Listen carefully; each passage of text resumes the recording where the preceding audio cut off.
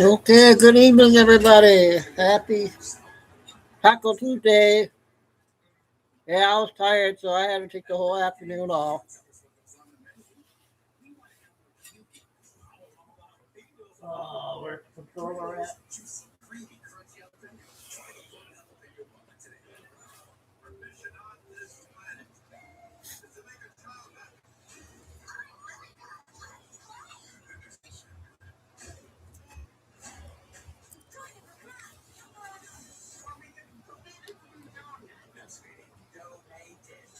Oh, hang on a minute.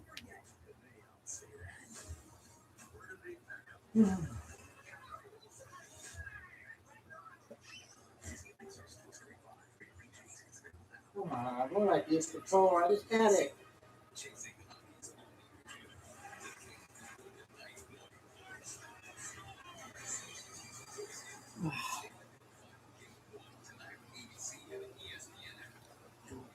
Dang it.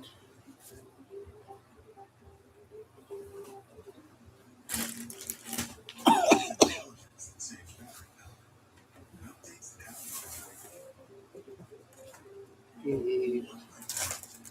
Oh, why? Misplace it all the time. I got that one.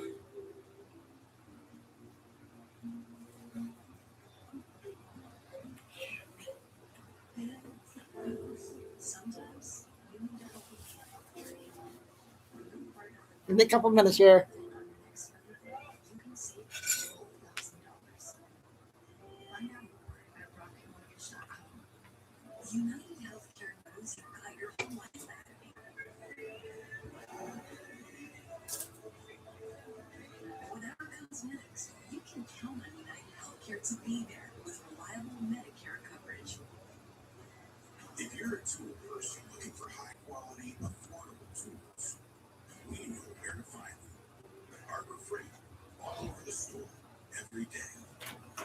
Come on, Chico, jump.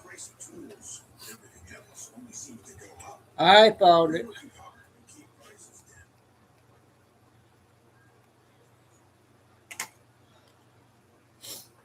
Okie doke. Yep, I was tired out from yesterday, but we'll go back to 2 shows tomorrow. I just want to take and do one show. So we got a lot. We're going to probably, I might go up to 10 tonight.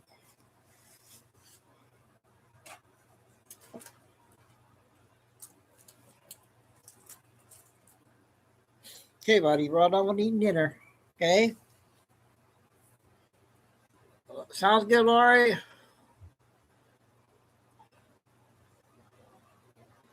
Be safe out there.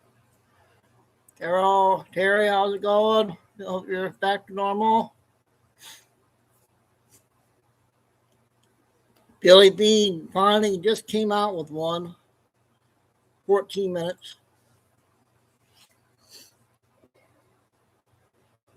But I got about 5 clips from today's hearing I'm going to play. Because I didn't really watch the hearing on Rubio. I think there was a couple senators attacked him, I think. We'll play them and get the shorts. The cat lady did come out with one this afternoon. Hopefully she'll have another one later. And a bunch of other good stuff.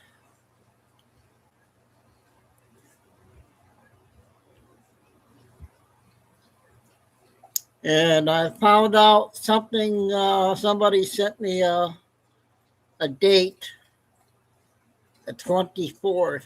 So I don't know why people are putting out dates, but oh well, that's what they got to do. They got to do. They put the timeline in.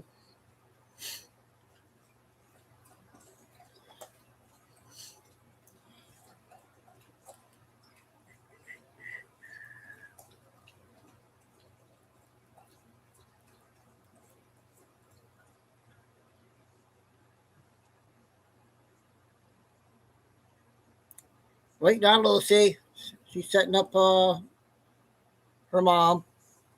Hi, Mom.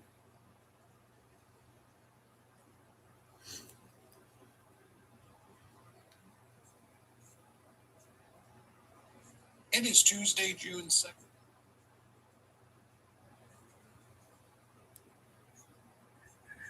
And KK working.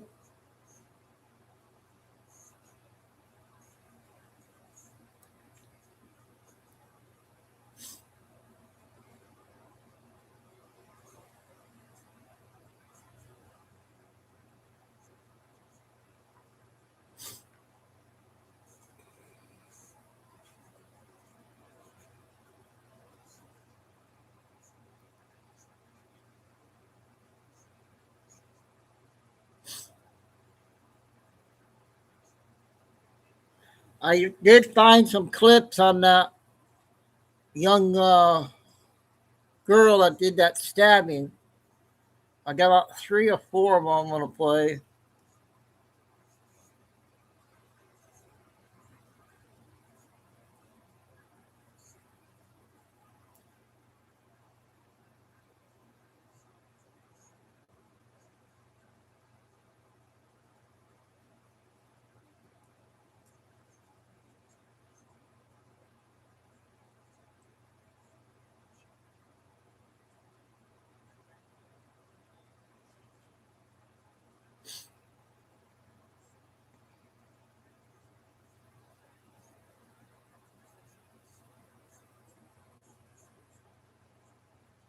Okay, we're going to go ahead and get started. We'll save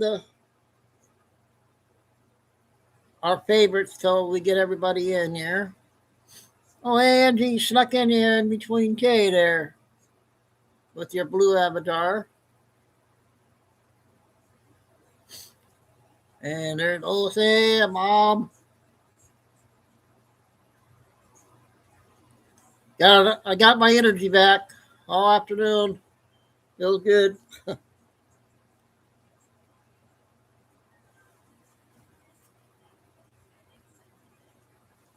All right, we are going to go ahead and get going here. Hopefully, we get everybody in here. Tim's, not time yet. Still got 10 minutes. Tim must be at the ice cream truck. And Eagle must be working somewhere.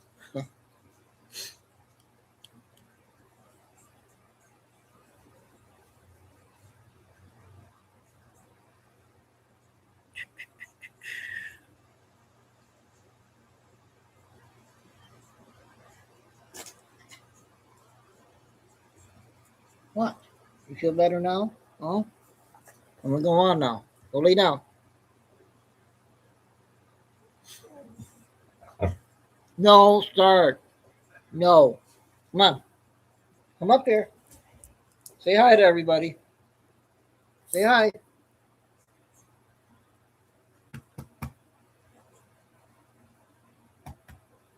Say hi to Bella, Ariella, and all the family pets.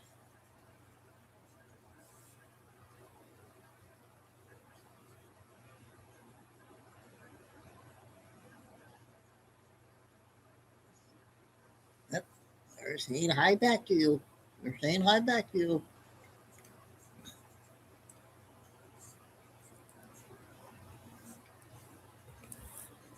All right. So we are going to do the lion one first.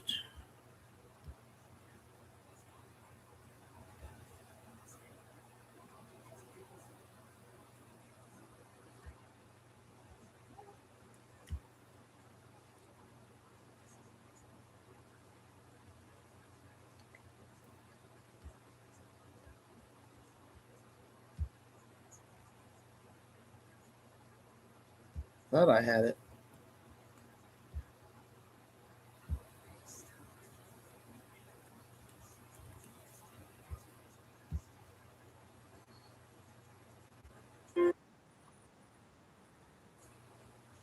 Can't remember if you didn't play this one or not. Made one mistake. They left you breathing. 2 hours ago, it says. And as long as breath still burns in your lungs, God is not done writing your story. You try to escape the silence. You chase noise, comfort. anything to drown the emptiness. But the silence stayed.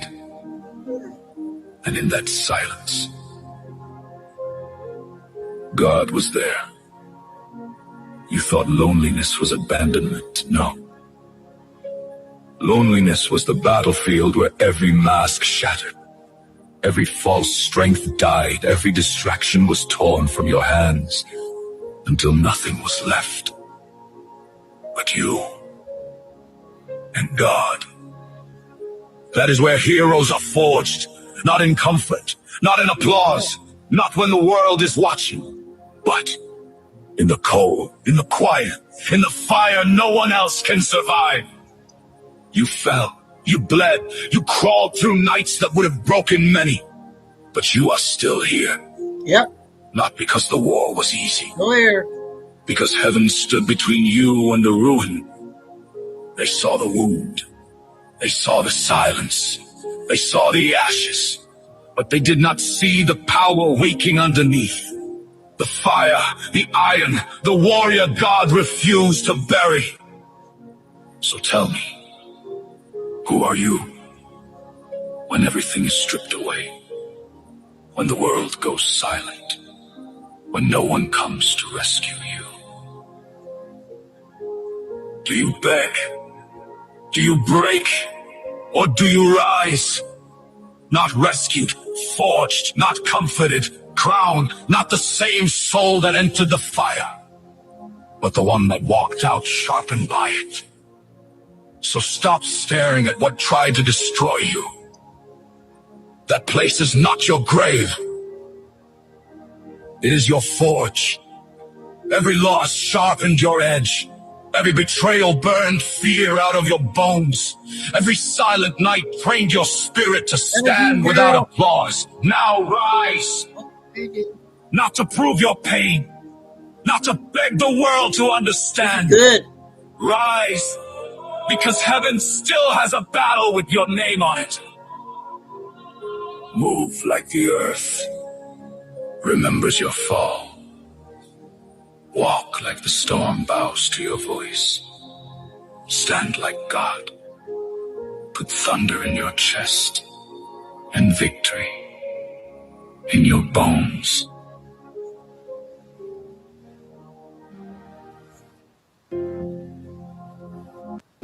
Okay, that's the first one there of the lion talk.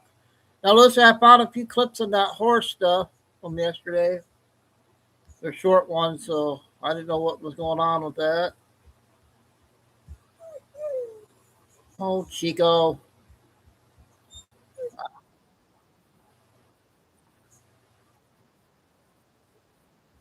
Wait a minute, that's not.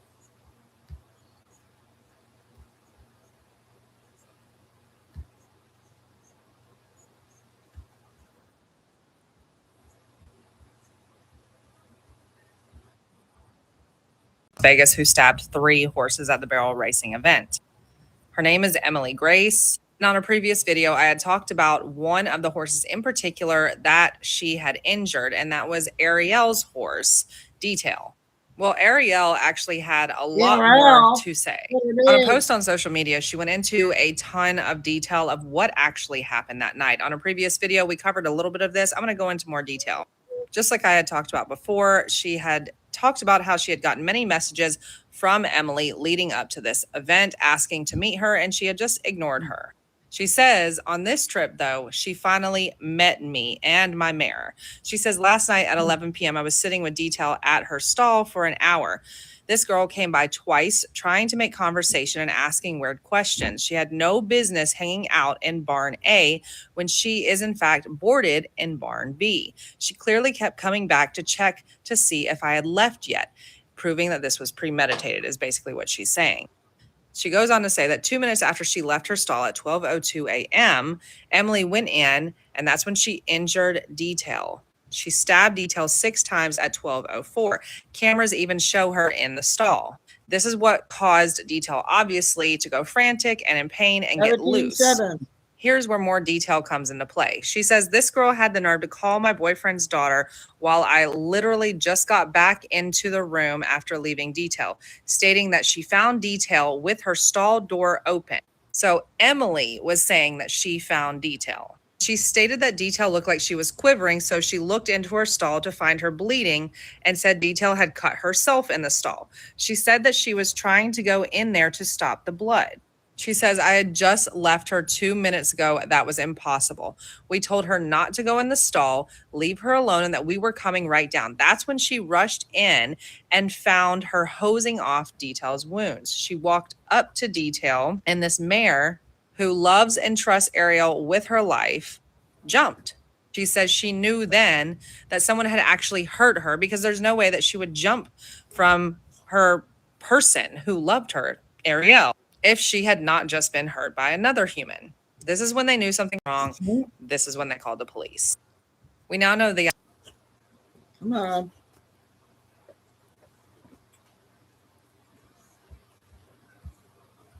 Okay. I'll play 2 videos. That one, and I'll play this other one.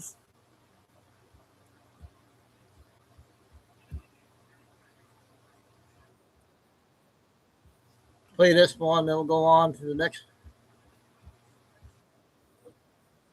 At a barrel racing event. Now, obviously, I said she's a teenage girl, so her identity has not been released at this time. This was an event in Las Vegas over the past weekend. Now, apparently, there was a limited number of equine athletes that were at this hotel of people who were there and competing for this barrel racing event. The teenage girl who was pinpointed as responsible for this had access to where these horses were. It doesn't say how this was actually found out that the horses were stabbed, but police were called around 2 a.m. to the South Point Casino, where multiple horses were injured with a sharp object, is what they said. Now, luckily, these injuries are not considered life-threatening. The horses are expected to survive. That teen that was arrested has been charged with 12 counts of animal torture and 3 counts of felony malicious destruction of private property over $5,000. And this is not the first story that I've covered where teens are so desperate to win that they are willing to hurt somebody else's animal. It's crazy. So a teenage girl was arrested for stabbing 3 horses at a barrel racing event. Now, obviously, I said she... Okay, that was another day there. I finally got some videos on that. All right, we got about 5 clips from the hearing today. Let's start off. We'll save Kennedy for last.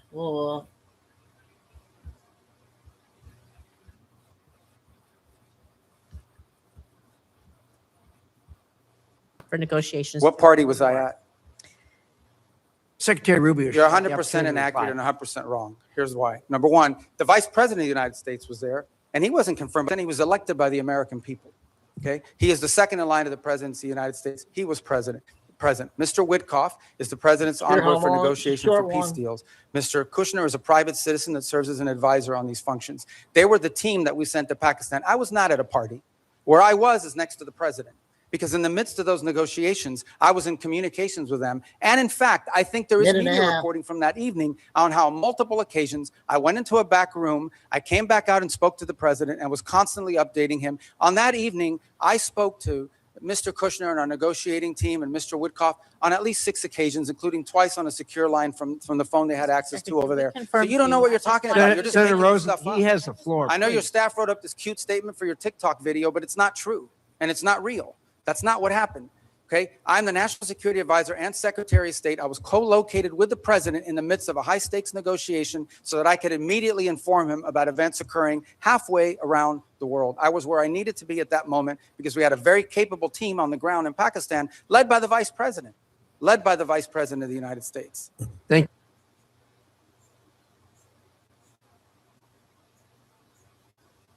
So who's lying?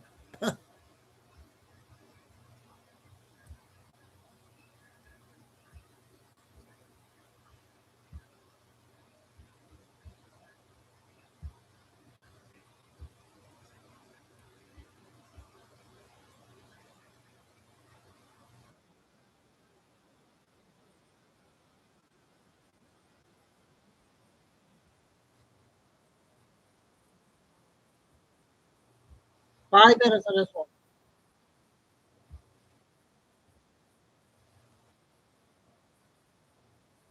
Tim, Is after that fact, we release certain sanctions. Is that correct? No, that's not what I said. What I said was that if they open the straits, we will lift our blockade. The straits and the blockade are what are interrelated. And so for the nuclear program, in exchange for getting rid of the fissile material out of country, I imagine, is what the highly enriched uranium, we would release sanctions. Is that correct? Well, it's not just that. It's also their enrichment activity. They would have to, they would have to make very severe and significant concessions on what they intend to enrich in the And future. already with the March relaxing of sanctions, allowing Iranians to sell oil to the Chinese, estimates have been between 10 and $50 billion they got from that relaxing of sanctions. How much money might we see in a deal in our relaxings of sanctions in order to get rid of the highly enriched uranium and stop their enrichment? Well, let me just tell you on that portion, the sanctions that were released on Iran were boats on the water. And so that oil was already out in the marketplace. It was sold at market rates, but the sanctions covered, and to the extent we've been able to enforce them, we have the revenues of those sales. So yeah, the Iranian oil was unsanctioned so that it could be sold, but the revenue would have to flow back to blocked accounts, which our sanctions were able to go after. We've also seized, I believe, 6 vessels in the Indo-Pacific that involved Iranian sanctioned oil on top of it. So that wasn't necessarily a trade. They didn't get $50 billion directly as a result of, they might have gotten some of it. They certainly didn't get the majority of it. They are now losing hundreds of millions of dollars a day in revenue because of the blockade. And the blockade exists because of what they're doing in the straits. Right. And I guess the conclusion I have, and my time's expired, is that the Strait of Hormuz was open before this unjustified war. We're now scrambling to try to find a way to get it back opened again. Not only is it causing economic havoc to our country and to residents all around this nation, families trying to make ends meet, but you see on top of that, the Iranians finding ways to leverage that, as we allowed them to do with the Chinese for tens of billions of dollars. And so my point is, before we even get to a nuclear negotiation, this regime is getting money to rebuild, purchase more drones, cause more havoc. And this is before we're even trying to get back to. But I apologize. I don't understand how they're getting this. What revenue are you referring to? Well, there's 2 sources of revenue we're seeing. One is the revenue from the Chinese, that's factually documented. And number 2, the revenue that you're proposing that they should receive by releasing all of their highly enriched uranium, as well as in making a commitment about their enrichment capacities. Yeah. Hold on. And that was the exact deal that you guys vilified, that the president and you vilified President Obama from having. Yeah. No, So I here don't we have a worse situation where Those are not the same our deals. adversary and our enemy, who's causing havoc in the region, who is funding proxies and terrorists, has discovered, thanks to you all, the power of shutting down the Strait of Hormuz. No, they didn't discover. They knew that a long time ago, and they've done it before. Clearly, we all knew that a long time ago. That's why this And they intended to do this at ill-conceived some point war in the should have future never as well. happened. Yeah, We have but made our adversary in a stronger negotiating position. We are the strongest nation on the planet Earth, and we're in a stalemate with Iran. And now we're begging to get back into a deal that you all We're not trashed begging. in the first place. there's no one begging. I don't Clearly, know. this is a Senator shame- Booker, your time's up. But can I Senator just- Rubio, since he's I do gone want to over, you address can some of these points respond. because they go to the heart of the matter. No one's begging for anything here. The Iranians might be begging because their economy's losing hundreds of millions of dollars a day. That they are losing. Understand, Iran had street protests going on before all of this started. All of those factors, economic factors in Iran, are far worse today than they were 6 months ago when those protests were happening. They have hyperinflation. Their currency's completely devalued. They're struggling to make payroll for their government workers. Iran is in a very serious situation. And if it was up to the political class there, and I understand everybody there is sort of radical in some way, but if it was up to the people that actually like go to elections and wear the suits and you see on TV, they'd probably make a deal tomorrow. It's the issue they're facing is that the supreme leader and the IRGC Corps are a little bit more immune from those pressures until they can be convinced otherwise. And I think that's the direction that they're moving in, because the reality, I don't know where you're getting this perception that Iran is stronger. Iran has no navy left. They've lost a substantial percentage of their defense industrial base. That Iran has lost a substantial percentage of their missile launchers, and their economy is far worse today, and I mean far worse today, than it was 6 to 9 months ago. And they are looking at hundreds of billions of dollars of reconstruction costs just to get to where they were 6 months Mr. Rubio, ago. you keep telling us how we're winning this war. The president keeps saying Well, the war's over completely now. annihilated. The war is not over. And yet the American Boy, people it's see how not we're over. losing at the pump and with their costs. And yet this thing still hasn't been resolved. Every day he tweets out, oh, we've obliterated them, we've annihilated them, they're going to surrender. But yet we still find ourselves spending billions of dollars a week. Yeah, Senator on a war Booker, abroad. you went gone way over. And It would be nice if we had hearings where people. Thank had to you, be held Senator accountable. Booker. Senator Scott. All right. It's so easy to become a podcast. Oh my goodness. Okay. We got some developing stories here. I'm going to go to, I sent to Kay. I'm going to share this real quick.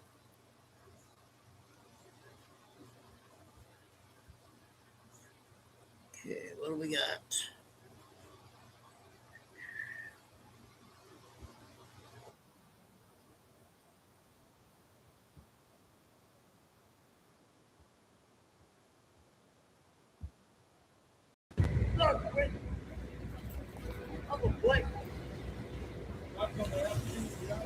Hostage threat at a Chase Bank.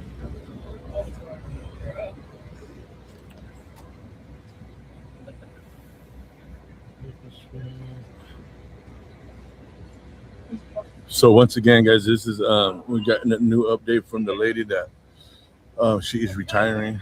Apparently, Mary, the hostage that he has was going to take her job. She was in there for an interview.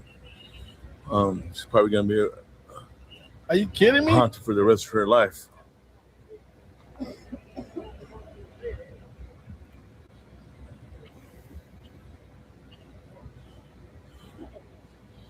So when he gets that paperwork, that he will release her.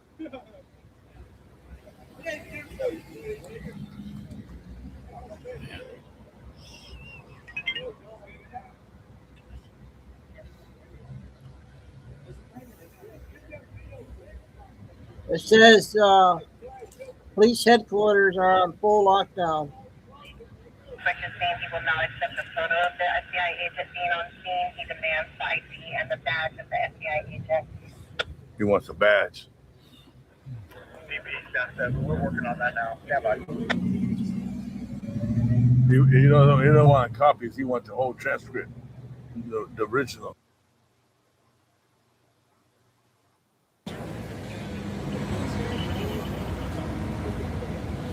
He doesn't want to talk to law enforcement. He wants to talk to the FBI guys.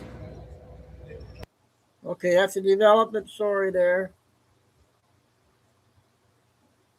One more clip from the hearing.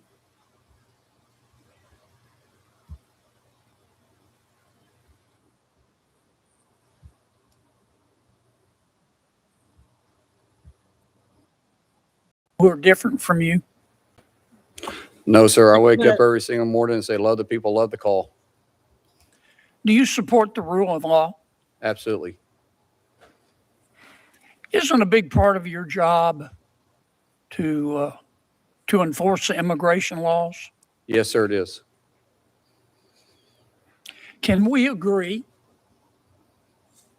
that illegal immigration is illegal? We should all agree on that. Yes, sir. How many people do you think the Biden administration allowed into our country in violation of our immigration laws? Unfortunately, they didn't keep good records. We don't even know how many kids were let into the country. Estimation is somewhere around 340,000 kids that we're trying currently to look for. With the numbers are estimated between 12 and 20 million came in illegally over the 4 years of the Biden administration. And President Biden ignored the immigration laws with the cooperation and indeed, in some cases, the encouragement of some members of Congress, did he not? Yes, sir. That's my recollection of it. Why do you think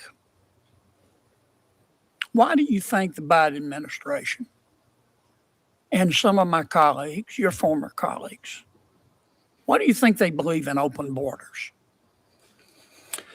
Sir, I have my theory behind that.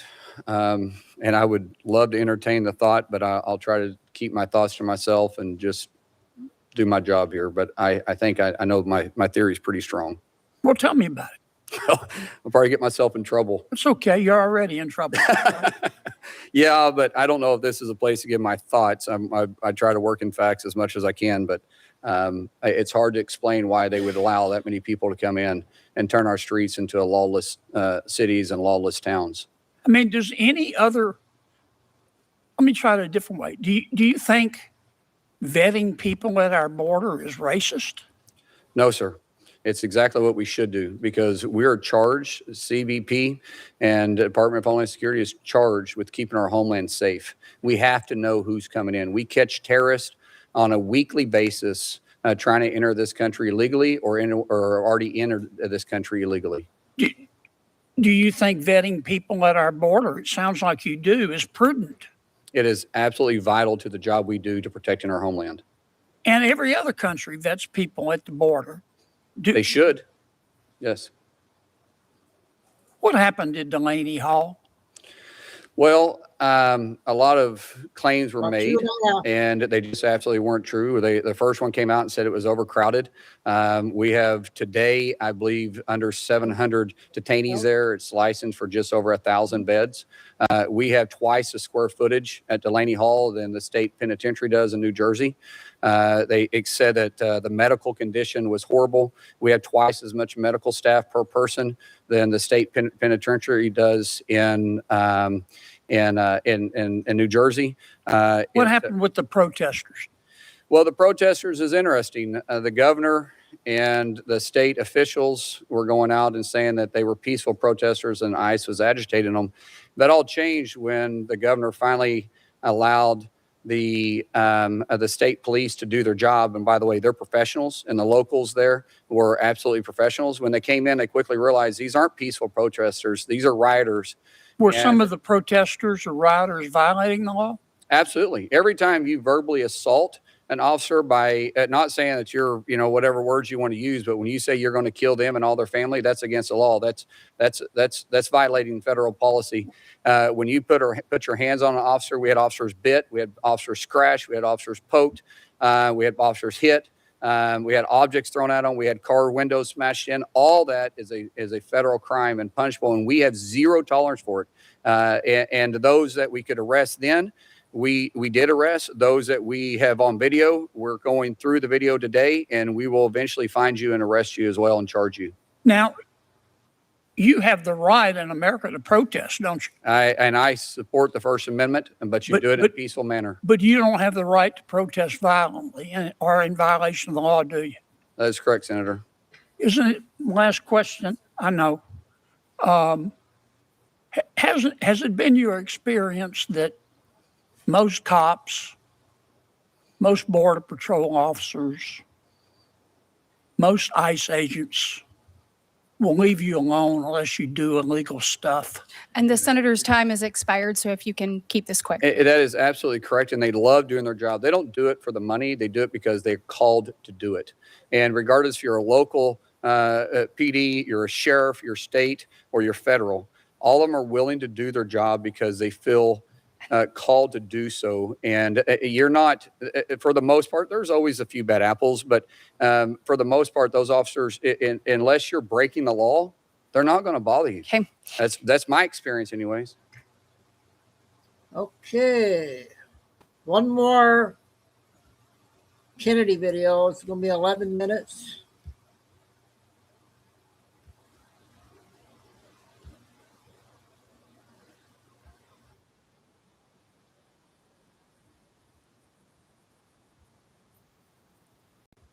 They penalized, this rewards. Like how you just earned 3 times the points on dining. Thank you. I think just about anybody could be successful in the accelerated option. You had in these conversations, we're conflating sex and gender, and I do want to affirm here that trans women are women. That is their gender. Okay, but I'm trying to understand. Do you make a distinction between sex and gender? Yes, sir. Okay. Explain that. Do you think there are more than 2 sexes? Senator Kennedy walked into this LGBTQ rights hearing with 3 questions for the president of the Human Rights Campaign. How many sexes are there? How many genders are there? And can a biological male compete fairly against a biological female? By the time Kelly Robinson finished answering, Kennedy looked at her and said the line that ended it all. You really hurt your credibility. Subscribe. Let's watch. Ms. Robinson, I want to follow up by trying to understand your answer to one of Senator Cruz's questions. And this is really a question, not a suggestion. Do I understand your position to be that there are two sexes, but there can be more than two genders? I wouldn't even say two, and we've got Dr. Lopez here as well, but there's also the definition of intersex. I think that often in these conversations we're conflating sex and gender, and I do want to affirm here that trans women are women. That is their gender. Okay, but I'm trying to understand.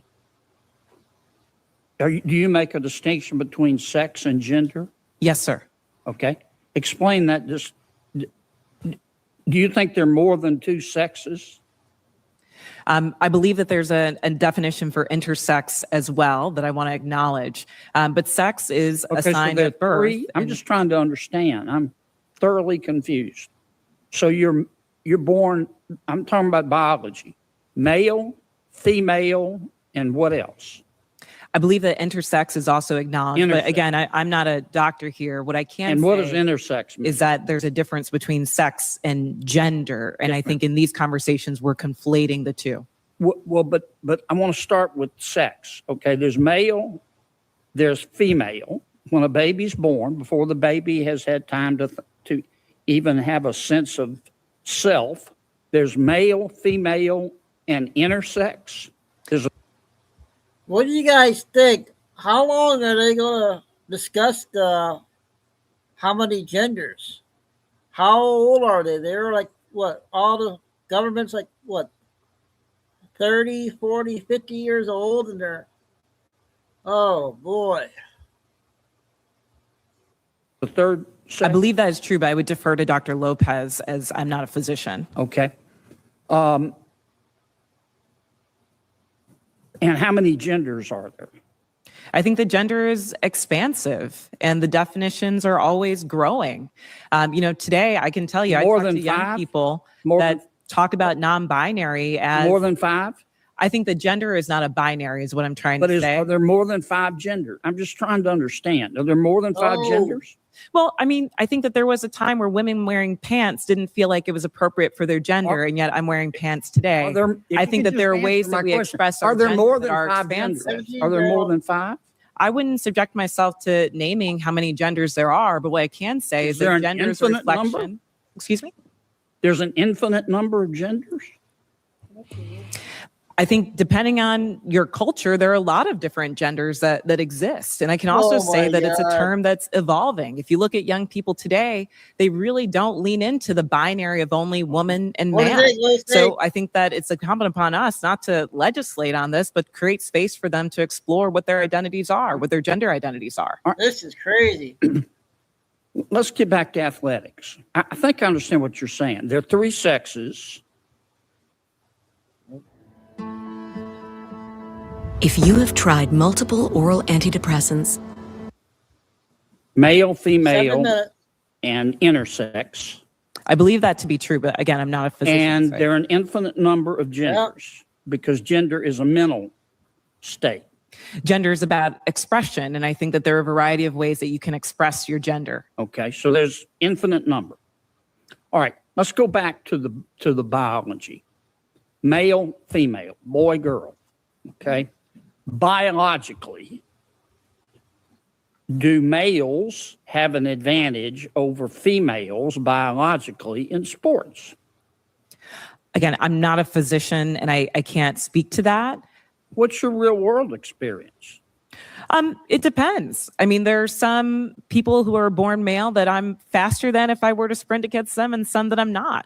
Some males that are taller than some women, and some that are shorter. That a biological male has a physical advantage in sports over a biological female?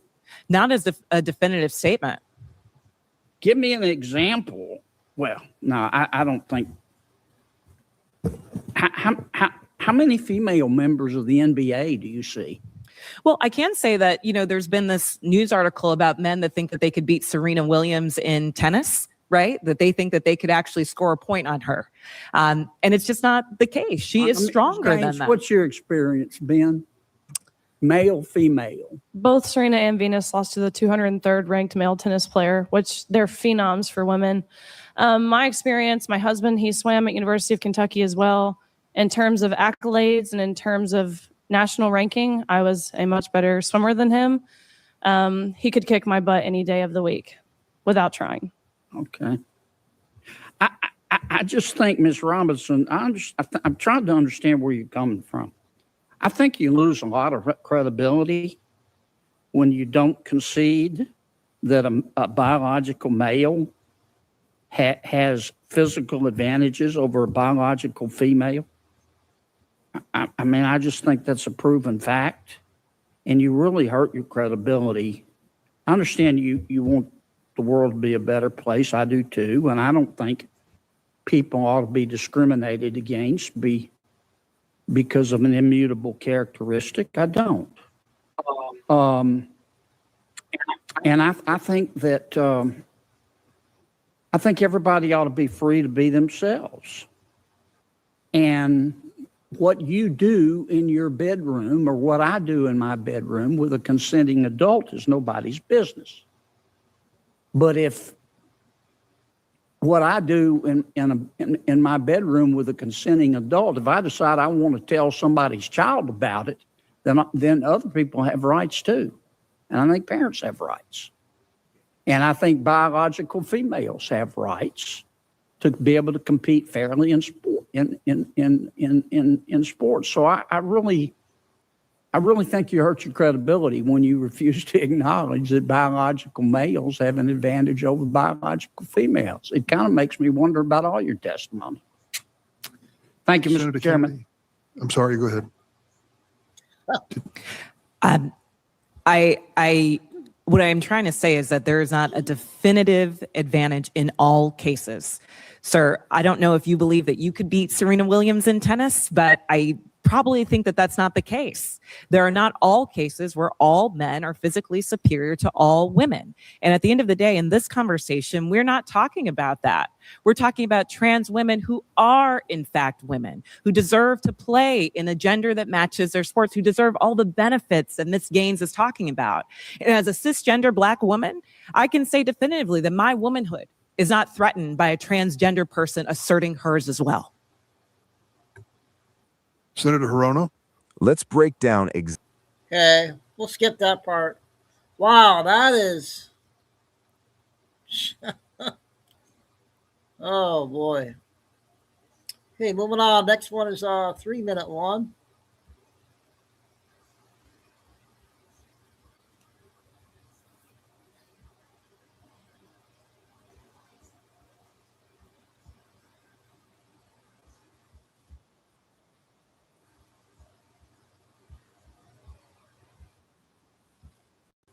You. The heavens are not silent tonight. The voice of the divine stirs the air, and the message is clear. The eyes of 3 mighty angels are upon you. Chosen one, if your heart has ever whispered a prayer, if you've ever looked to the skies and hoped someone was listening, know this. They were, they are, and they've come with a message just for you. This is not a coincidence. This very moment has been written in eternity. As it is said, he will command his angels concerning you to guard you in all your ways. Psalm 91:11. That command has now been carried out. Archangel Michael, in his unwavering strength and divine authority, speaks of a sacred convergence. 3 angels, each radiating with a holy purpose, have descended with urgency in their flight. They have seen your struggle.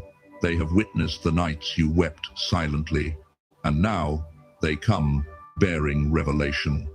They speak of your eyes not as mere windows to the soul, but as portals of power, truth, and destiny. The light they see in you is not fading, it is rising. They call it your divine awakening. Do not take this lightly. This is not entertainment. This is divine alignment. You are standing at the edge of a sacred turning point. Everything is shifting. The pain you've endured, the weight you've carried, they have not been in vain. Heaven's heard, and now the response arrives.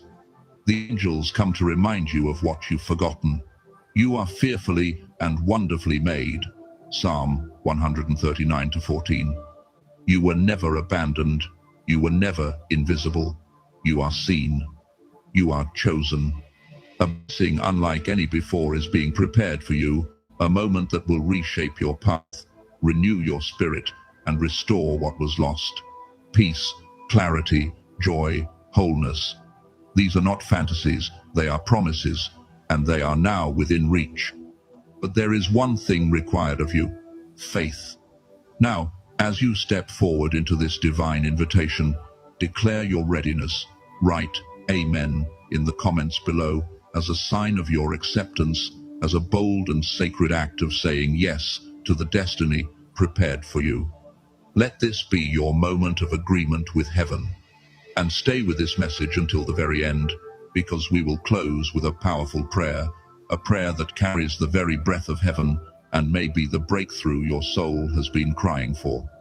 Now, as the three angels continue their divine message, they speak not just of your path, but of the eyes with which This one you okay, see you it. guys? For there is a kind of sight that goes far beyond what is visible.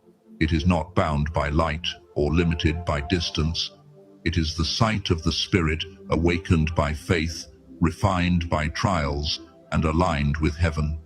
The angels are not pointing to your physical eyes, but to the vision of your soul, because the way you see how you interpret your life, your pain, your delays, will shape every step you take.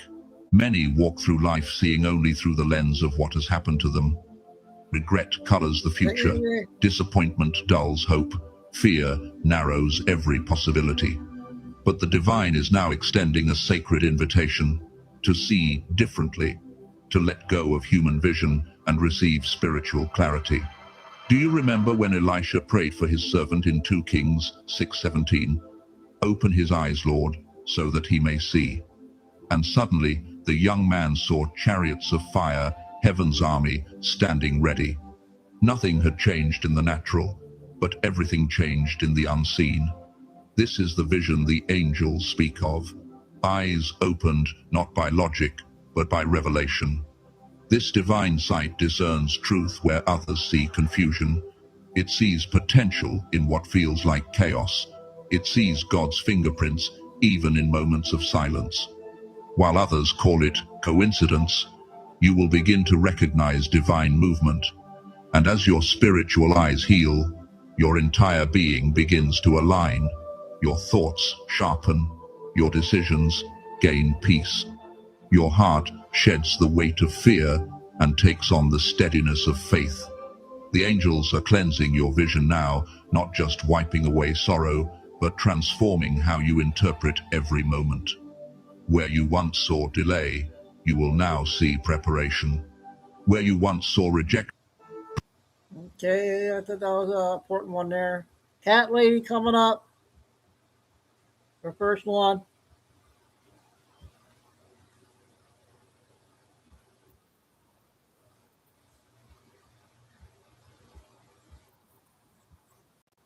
Good afternoon, everyone, and thank you so much for joining me here today. I am Trixie Lancaster with Channel 7 News, and we are in for a treat tonight, okay? We have Graham Plattner and his lovely wife who has asked to remain anonymous, okay? But we have them both here, and we're going to be asking them some questions, and they're going to clear up some of these nasty, vile rumors that's going around. So we're going to get right to this interview right away. So first of all, we're going to start off with a question to Mrs. Plattner. Okay. It has been said that Mr. Plattner may have accidentally somehow, maybe it was the cell phone service that messed up, but some possible picture of his twigs and berries, were sent to someone I believe it's a new during one. your It says marriage. So do you want to try to 6 clear that hours. up for us right now? I can't do it anymore. I'm exhausted. I don't know. Is this Stretch the marks same around one? my mouth. You gotta stop. Yeah. I mean, you have to understand, no marriage is perfect. No marriage is perfect, and I don't want a perfect marriage. I don't. I like this. Okay. I don't want to be perfect and having a husband that didn't send his genitalia to a woman. I'm sorry, 3 or 4 or 5 women. How many was it, honey? 9. He said hi. He said hi.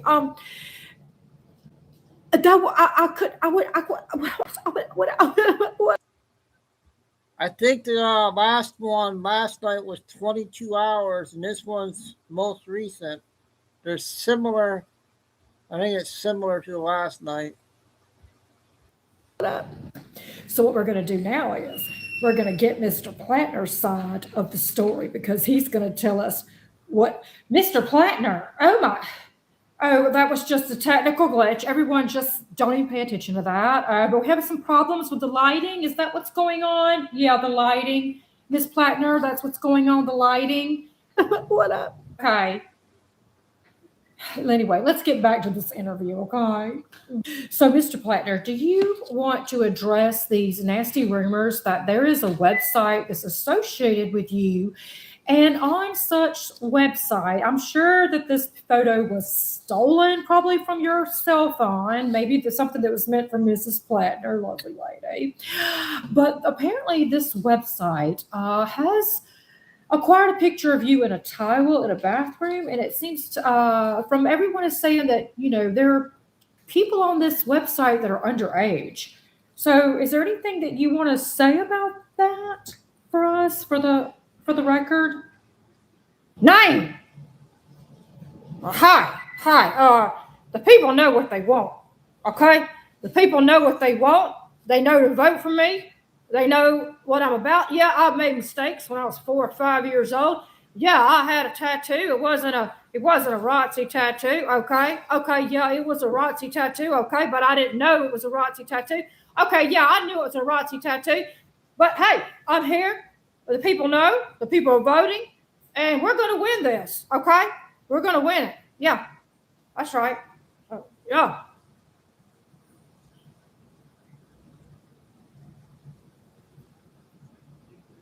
What? I don't give 2 shits, okay? I'm on here because the Democratic Party is trying to repair your reputation so you can go against boring Susan Collins, and your wife goes to the bathroom and you're going to slip me your cell phone number, your private cell phone number. I mean, what is wrong with you, dude? You need to. Oh, hi, Miss Plattner. Yes. No, I was just asking Mr. Plattner about his plans for the campaign and about the fundraising. So let's get back to this interview real quick. So anything else that you want to say before we sign off tonight and let the people of America make this wonderful decision to elect Mr. Plattner? What else do you have to say, Sweetie Pea? I just want the American people to know that nobody's perfect. And he and I have worked out our problems and our mistakes. And you have to understand, that after you're married for a very long time, sometimes things happen and you can't help them. And then some things happen again. And then after a while, like some things may happen again. Okay? And then they might happen again. Because I was in the bathroom and I heard what you said. Okay, yeah. That was similar.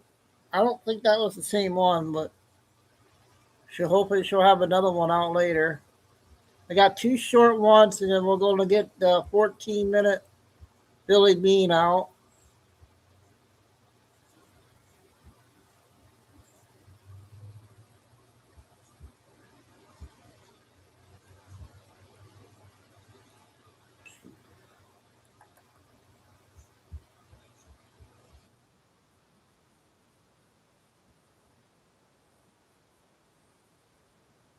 If this guy was able to have 6 convictions and never did any real prison time. Randall faces up to 30 years in federal prison.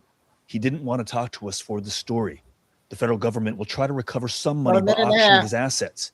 But as Saley warns, in other cases, they can't get back the money. We see a lot of that money leave the country quickly. And once the money leaves the country, it's much more difficult, if not impossible, for us to trace it or recover it. Investigating government fraud is a priority for Haywood Talcove. He's been warning officials about scams for 2 decades. U.S. taxpayers lose $1 trillion a year to these criminal groups. Where's it going? It goes to Russia, it goes to China, it goes to Nigeria, it goes to Romania, and it's never to be seen again. By his estimate, of that $1 trillion, roughly 70% ends up in the hands of transnational criminal gangs. Taxpayers are funding transnational criminals who are using this money for horrible things: child trafficking, drugs, threats to our democracy. Cars, cards, compounds. This is what fraud looks like after it's already happened. Eseli and Talcove agree. That is why it is so important that the money never goes out in the first place. Okay, CBS News. I got a 2-minute one. A big tunnel.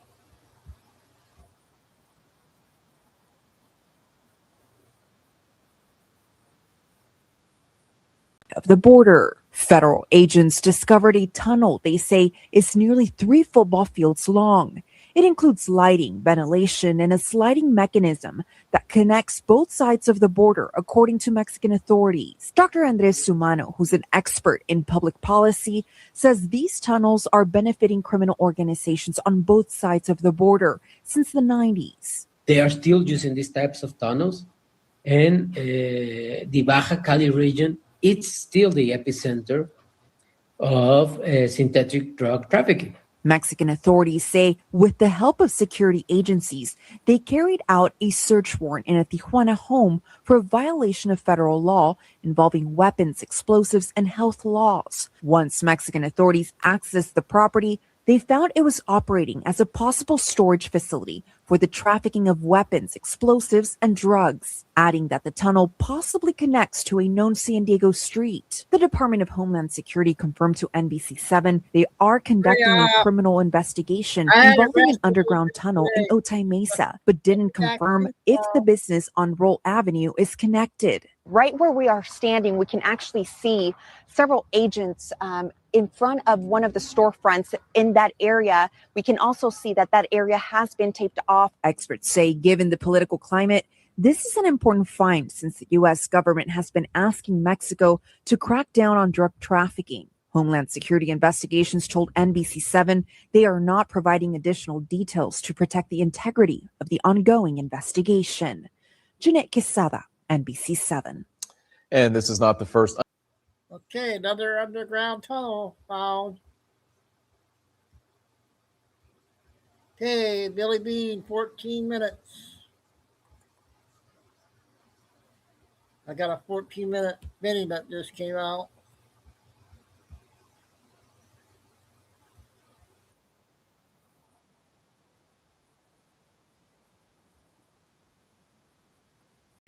In just 10 seconds, you can have a perfect set of teeth. It fits your gums perfectly. Welcome to Truth by Billy Bean. Today's date, June 2nd, 2026. Time in Texas about 4 p.m. So thanks for like, subscribe, and share. Also, some of the things we'll be talking about. President Trump, 138 out of 138. And what's going on in California primaries. And Iran says it will do a nuke demonstration. And Israel does not call the shots in the U.S. So let's get started. This is a flash update. Okay, President Trump allegedly, it's being reported by mainstream media, is down in the polls to 30% approval by the American people. And yet, in endorsing candidates, he hasn't missed a single one. He has endorsed 138 candidates in various federal, state, and city elections or primaries. And every one of them so far has won. So the race they're having in California today, the primary for the mayor candidate of Los Angeles, he's running against two communists, including the current mayor, Bass, Karen Bass, who, as many pundits have said, is a real Karen. So President Trump, so the polls are showing his approval rating at 30%, and yet so far 138 out of 138 candidates he endorsed in various primaries have won. So now we see today in California, Los Angeles mayor primary, the candidate President Trump endorsed, Republican Spencer Pratt, is running ahead. So we'll see later tonight, I think about 11 p.m. And oh yeah, hey, the Dems who control the city of Los Angeles said, hey, we might not be able to certify the mayor primary vote for several weeks. So what can we think about that? Some are saying, well, that will give them time to say, how many more fake ballots do we need? And so on. So that's going on. We have this from Crux that we had, I found this a little strange. In Taiwan, they had a training exercise with their military, and they had 2 lieutenant colonel training pilots killed in a crash. This happened within the past couple of days. They were flying a T-34 plane. Now, it's being put out that Taiwan's training planes were very old and maybe didn't have good maintenance.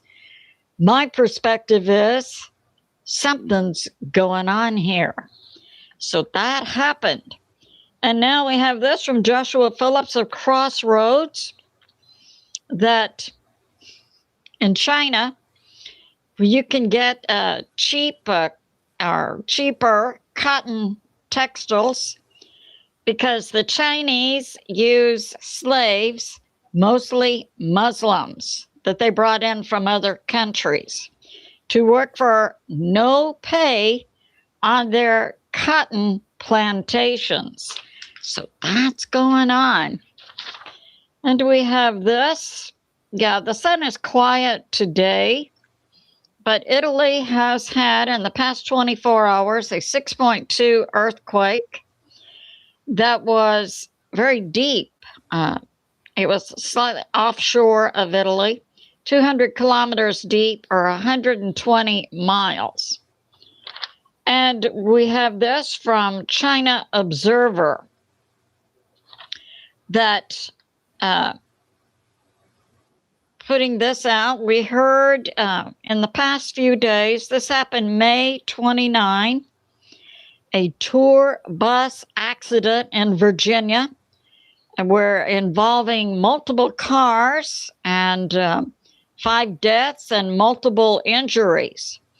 Now it comes out that this tour bus was being operated illegally on U.S. highways with no insurance, and the driver, a Chinese national, could neither speak nor read English.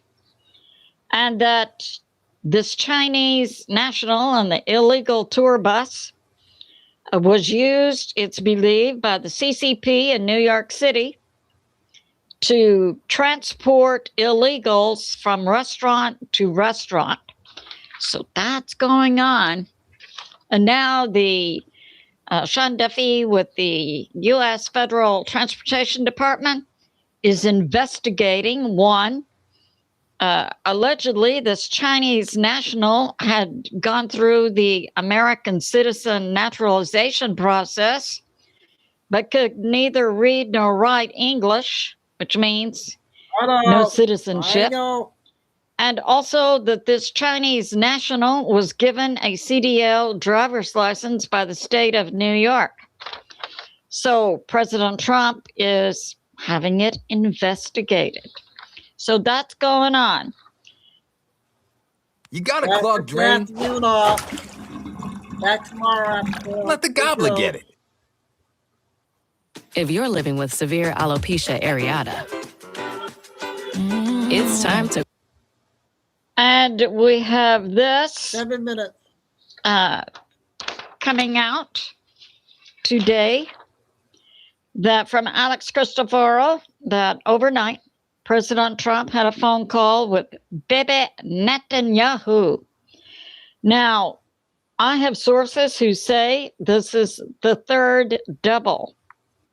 I have been putting this information out since about February 28, when the dust-up between the U.S. and Israel and Iran began, because at that time, Benjamin Netanyahu and many of his cabinet were in a bunker in Germany. And there were reports that that bunker had been blown up and that Bibi Netanyahu had either been killed or was in a coma in a hospital in Germany. Soon after that, I put out, we didn't see Bibi Netanyahu for several weeks, and then suddenly he comes out, and I put out then that's a double. So sources now say the Bibi Netanyahu double we see is number 3. Allegedly, President Trump had a phone call with Bibi Netanyahu and told him to stop hitting Lebanon and don't bomb Beirut and don't hit Hezbollah, which is a proxy for Iran. And allegedly said that Bibi Netanyahu was effing crazy. I submit this. President Trump would absolutely know that Bibi Netanyahu is a double. So for some reason, this phone call has been leaked to Axios, and it's never been my position that Israel was calling the shots of the U.S. military nor the U.S. government. I absolutely did not believe that with President Trump being president. Could have been true under JB, but not with President Trump. So I submit this alleged phone call, I believe, is being put out to take down the rumor mongers who are saying Israel controls the U.S. And to those individuals who are putting out that fake information, I say, shut up. And now we have this coming out from Larry Johnson, recently interviewed on Judge Napolitano's YouTube channel. Larry Johnson is former CIA and states he received some intel that last Friday, which would have been May 29, a secret message was hand-delivered to Secretary of State Marco Rubio from the Iranian foreign minister that said, if the U.S. and Israel hit Iran again, Iran will demonstrate to both the U.S. and Israel in a way that sends a clear message that Iran has nukes and that Iran will do a nuke bomb demonstration. So that's going on. We know for the past several days, it's been put out by several sources. The talks are collapsed. I mean, anyone who has been keeping up with this back and forth between Iran and the U.S. regarding a settlement. So the U.S. So Iran could open the Strait of Hormuz. So Iran could agree not to have nukes. So Iran could agree for the U.S. to come in and take the nuclear material they currently have, and so on. So back and forth with that. And Iran wouldn't even meet face to face with representatives from the U.S., but passed messages to Pakistan. And then Pakistan would give the messages to the U.S. And so there's been no agreement. And we know that China and Russia are both giving intel and weapons to Iran. And Pakistan would have been my last choice for a nation to mediate, because Pakistan has 6 major routes through which China sends weapons and intel and so on to Iran. So we see, Pakistan also, it's believed, has given nukes to Iran. So we see Pakistan not in a good position to be a mediator, because it appears they are indeed a player. So this concludes my flash update. I love you, and I'll see you soon. What are you doing? That was only 14 minutes on her first one. Nothing yet. I got 6 short ones, and then we'll do a 14-minute mini video. I got an alien video coming up here.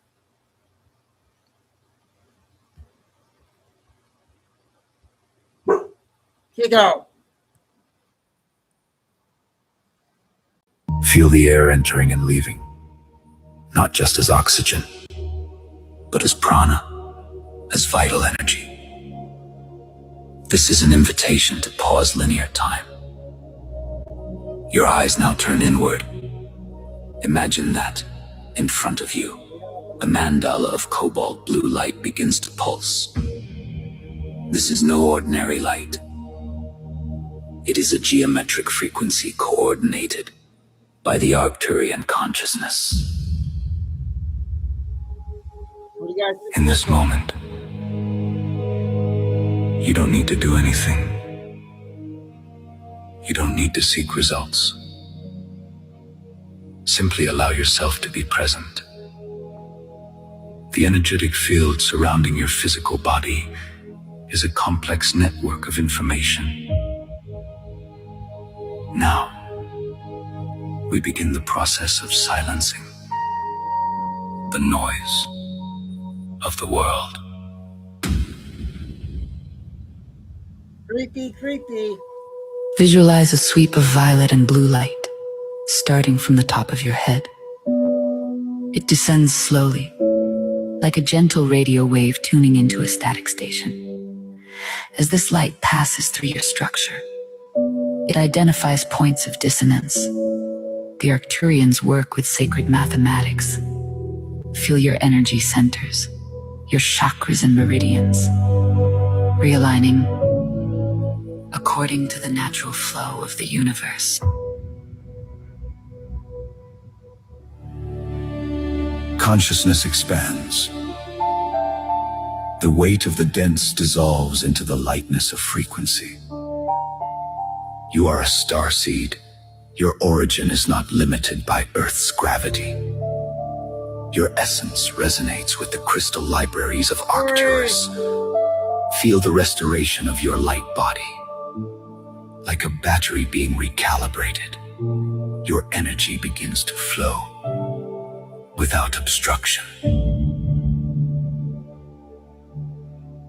Third dimensional worries seem distant now. Okay. You are anchoring the 5th dimension here now, through your very presence. The blue light now becomes a protective mantle around your entire auric field. It filters out external energies that do not resonate with your truth. Feel gratitude for this moment gradually. Bring your awareness back, but hold on to the expansion. Your energetic structure is organized, clear, and radiant. in your own time. Oh, Open sorry, your Mike. eyes. I don't know. The activation is complete. Go in peace, in light, We're praying. and in full consciousness.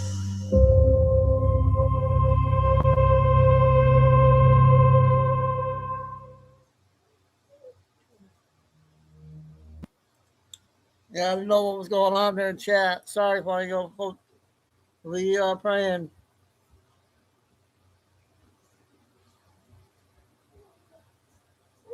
Chico.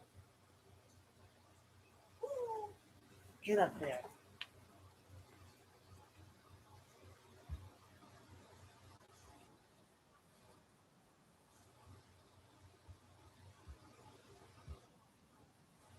It's not to scare you, but to prepare you. So China is mapping the ocean floor as it prepares for submarine warfare with the U.S. The collected data provides insights into underwater terrain and environmental conditions crucial for stealthy submarine operations. So that's going on. There's a student named Sophie Ward. She was 20 years old and she died of oozing blood from her eyes after contracting meningitis B infection. No water, no life. Iraq's Tigris River in danger of disappearing. Severe shortages of oil and gas are beginning to happen all over the world. The Treasury just declared the U.S. insolvent. We're bankrupt. And of course, the media didn't tell us Australia to plant less wheat as global fertilizer woes deepen. White House AI framework pushes age verification ID mandate. The White House has published a national AI legislative framework, a set of recommendations to Congress intended to govern artificial intelligence with a single, uniform standard rather than, as the document puts it, a patchwork of conflicting state laws. Alongside a genuine free speech provision, the document contains age verification mandates, chat surveillance requirements, national security carve-outs that would tighten the relationship between AI companies and federal. Listen up.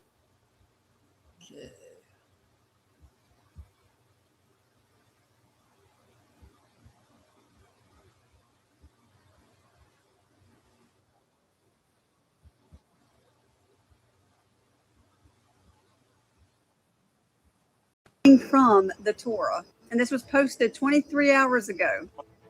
We are living in historic and compelling times. Never before has the most powerful man in the entire world, the President of the United States of America, spoken with such ferocity, intensity, audacity, holding a mandate where he threatens retribution on our enemies. He uses the word total obliteration. But this coincided with the Parsha of the week, Hazinu. The Ramban says explicitly that past, present, and future are all predicted and prophesied in Hazinu. What does the Torah say in Parsha Hazinu? The Parsha we read the day after Trump made his announcements.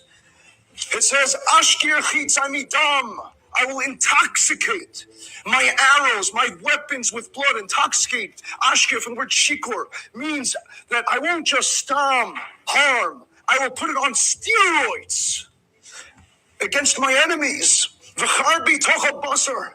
And my sword will consume and devour the flesh on the account of what? Midam chalol v'shivya, because there are corpses. They're Jewish corpses. You have to listen to this. This is a rabbi reading from the Torah, and this was posted 23 hours ago. We are living in historic and compelling times. Never before has the most powerful man in the entire world, the President of the United States of America, spoken with such ferocity, intensity, audacity, holding a mandate where he threatens retribution on our enemies. He uses the word total obliteration. Sorry about that. Went over.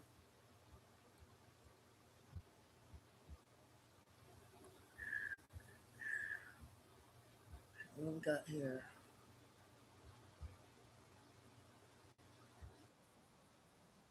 Got a couple of Nick's mom.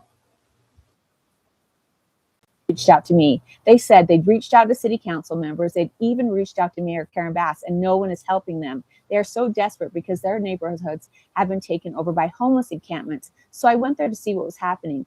On one side of the street were cute little California homes ranging anywhere from $700,000 to $1 million.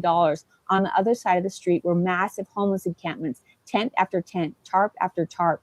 It looked like a chop shop. There were old motorcycles. There was remnants of fires. There were garbage everywhere. There was even poo and pee in the street, because where are these people going to the bathroom? Well, they're using the street as their bathroom. There was even drug paraphernalia in the street. The residents say drug deals are taking place all hours of the day. They said it is noisy. We can't sleep. They're lighting fires in the middle of the night to keep warm.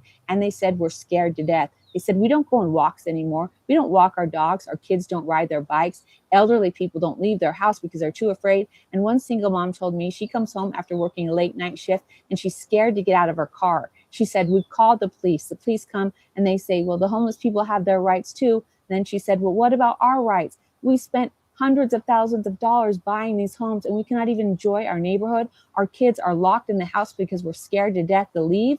This is what is taking place all over LA, all over California. That is why they need a change. Mayor Karen Bass isn't helping these people. She is tied up deep in NGOs. Spencer Pratt isn't tied up in NGOs. The politicians in California, they benefit off the homeless. They don't want the homeless problem to go away. The people in California are desperate for a change. Okay, I got two more, and then we'll get to the first spinning video.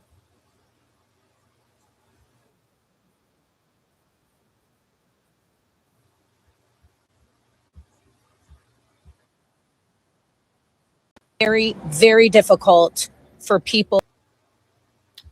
Hang on a second.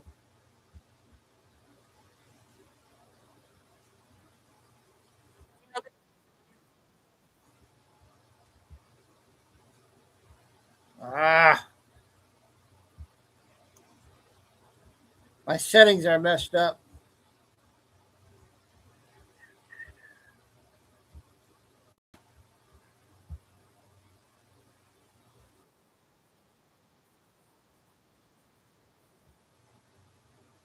Why is this doing this?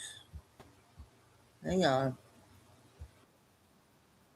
Very difficult for people to rebuild. And it's either because of the insurance companies or the city, Karen Bass. They are making it very difficult for people to get their permits. Here we are, almost a year and a half later. And I called it back then. I said, that's a land grab. That is a land grab. That is what it is showing to be now, especially with the resources that we were lacking to get the fire out, and all the reports about how there were firefighters that wanted to put out the Laughlin fire that started up again and wiped out Pacific Palisades and portions of Malibu. And they were told to stand down. Yeah. So this was all orchestrated. The insurance companies knew these winds were coming. So did the city. The reservoir was dry. We have no resources. The CAD system, the communication system was completely down. Like, it was orchestrated devastation. And do you think it was all done just so they could get the land and build what they want? Absolutely. Absolutely. And I don't even, like they say, oh, low income housing. Do we see the homeless housing happening? Do we see all that money? Do we see it a high speed rail? Is that here? Did that develop? No. Dang it. Okay, this is the second one, you guys, or the third one. That was just. That's what we eat. Ask us, some people haven't even eaten today.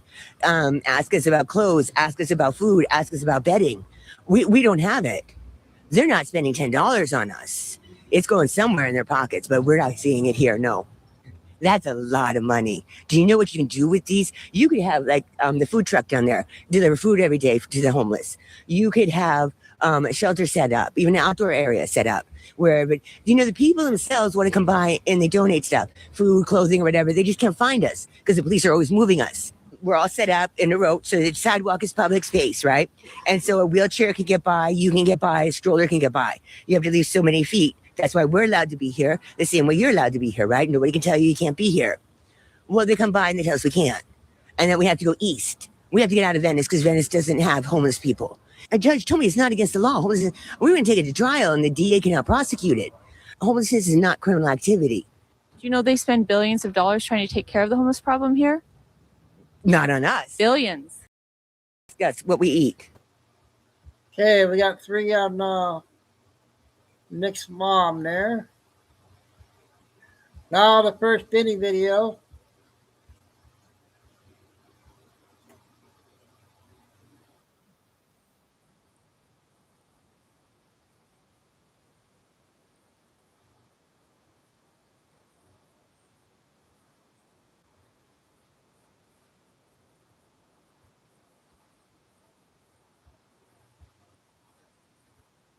then you're able to see all the luxury afforded to a 14 foreigner minutes. who murders you, like the cops handcuffing you as you're begging for help, bleeding out in the road, dragged through the gravel, and told you haven't actually been stabbed, when the guy's actually standing there with a knife.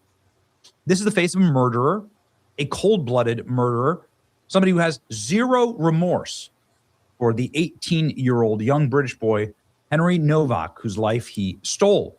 And now young people all across the UK are rising up. Thousands and thousands are in Southampton today. Just as we predicted, there's going to be a revolution in the UK. Henry Novak's video has accelerated it times 10x. The great empire, the cradle of Western civilization, will not be colonized by the third world. All of the West will follow. We're done being polite. Enough is enough. Well, that prediction rang true. Look at these scenes out of Southampton today. Thousands of people are reciting Henry's last words, "I can't breathe." This will put a chill down your spine. Listen to this.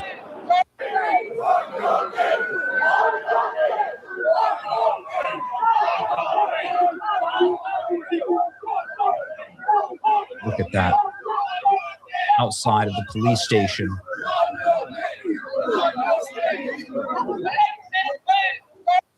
We need justice for Henry Novak and for all of the young children of the West and Christendom, which is actually, of course, what they're after. They're after the institutions that established great Christian nations. They want to dismantle those. They care less about skin color and more about importing as many people as possible from non-Christian backgrounds into your nation in order to strike at the absolute heart of what makes a nation great, which is a common cause, a common belief system, a common sense of justice, decency, cleanliness, ladies and gentlemen, and vision. And they've attacked these wonderful people. They bring in these absolute barbarians, which is what they are. These are barbarians. This man raped women in England, and this is how he smiled after he was found guilty of this. Same thing here. Both of these Pakistanis. Same thing here, knife stabber. Same thing here. This is the mother, actually, of the man who stabbed Henry Novak, who hid his murder weapon. She is a visitor. She's in a minor. She's on a visa. She needs to be sent back home after a long prison sentence. That must happen. She has to be deported, right? This or death, says Elon Musk. And a lot of people are actually calling for the death penalty. You should bring back the death penalty. Rotting in jail is too good for this scumbag, says Rupert Lowe, who is in charge of the Restore Britain political movement. He says, we need to give Vikram Digwa the death penalty. Henry Novak was stabbed by Digwa 5 times, including twice in the back of the legs and the face, a fatal wound to the chest. He filmed him instead of calling for help, and his mother then gave him aid and helped him hide all of his weapons. Keeping the savage alive serves nobody. So I mean, who can argue with this? The fact that a foreigner can invade a country and then kill people without receiving the death penalty is absurd. How are you going to prevent it from happening to your kids? That's the question. How does any young person in England or in America wake up in the morning and say, it's not going to be my day? You know, it's not going to be me today. You can't say that because the authorities aren't there to protect you. And that is where the anger is actually really, truly raging. Is not just that some criminal behaved criminally and he'll be serving life in prison or hopefully the death penalty. It's that the cops aided him and assisted him. That is truly the layer on top of institutional rot. They bring them here. They bring the murderers and the criminals here and the rapists here with our tax dollars. Then they murder, rape, and kill. And then the authorities protect them after that. Oh, it is this. This is why hundreds, thousands, and thousands of protesters have gathered outside the Southampton police station. The arrest footage after Tommy Robinson made a video about the backlash. Here we go. Ladies and gentlemen, you can see here, they're going after the police.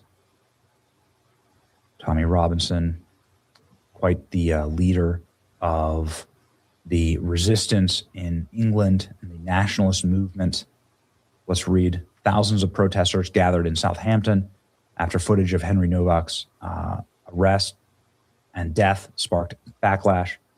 Keir Starmer said the body cam footage, brutally knifed, made him sick. Oh, really? He didn't speak up once until the footage was released. We promise a tenfold refund if it doesn't work. Traditional dentures can lead to jawbone loss and alter your facial contour over time, but this denture completely avoids such issues. It can Scumbag. Here we go. Protesters are chasing riot police down the street with bins. The fury over Henry Novak's murder has hit a new level. Look at this.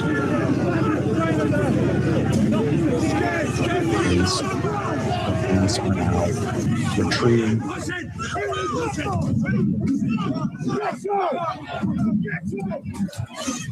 They're running him out. They're running him out. They're chasing him with bins. They've got him. They're running him out.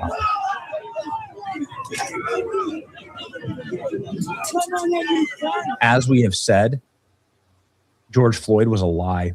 George Floyd was a career criminal drug abuser who died of a fentanyl overdose. They lied to you and said it was police brutality and racism. This is actual police brutality and racism with migrant crime, of course, mixed on top of that.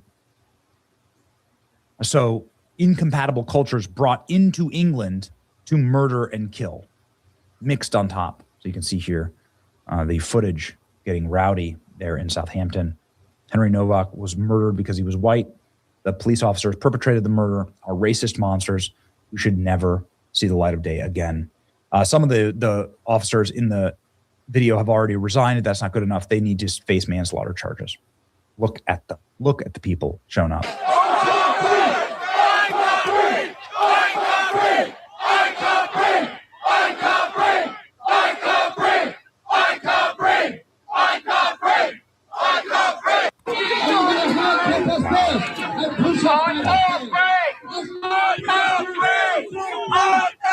There are now calls to have these rallies across the UK. Police come under attack. Southampton, we're not here to instigate attacks against the police. I don't want that. I would never advocate for that. But you do have to accept reality that people are furious right now at this. And that what happened here, whatever you think of this behavior, what happened is a case of abject police brutality and racism against a young white man in Southampton. That is what happened. They're chucking the stuff away over the people's gardens. Here we go. Stuff is getting chucked in. The police again. The police are getting killed now, guys. The police are getting killed now. Crazy scenes here. Police in Southampton refused to kneel for Henry Novak, an absolute disgrace. They kneeled for George Floyd, though.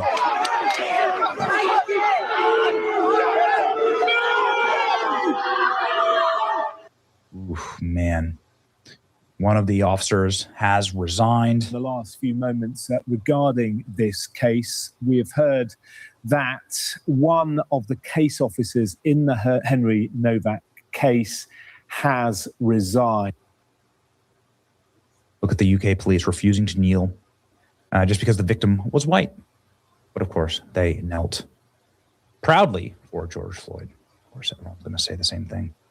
Tommy Robinson, fiery speech to a massive crowd in Southampton. Station. Well done for not remaining silent. Well done for coming out. Henry's murder is that I've spoke about this for 20 years. I said you'll be a victim of a race gang, i.e. Pakistani Muslims, will be beating up a white kid. The police will turn up, they jump on the white kids. Every time, I've seen it my whole life, they jump on the white kids. What the whole world has now seen in Henry's video is what we all know anyway. It's a different treatment for white people compared to non-whites. And we've seen this spread through every single institution in our country. I can't breathe. The crying, the pleading. Do you know what's insane right now? Is you see that scumbag's brother who should be charged for perverting the course of justice is fucking right. This is a 4-minute speech, so you can watch the whole thing. Here's the account that posted it, Don Keith. Go ahead and follow him back. And you can watch the whole thing if you'd like. Tommy Robinson, I believe, is a cultural hero, and I'm a huge fan of Tommy Robinson. Crazy how silent libs are about this. Did his life not matter, libs, because he was white? Will any lib say that he deserved to live? The young people have pushed protesters back using, the police have pushed people back using riot shields, completely unprovoked and aggressive manner, and doing so escalating tensions, further disorder.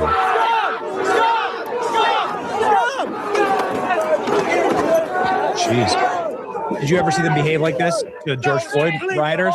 Jeez.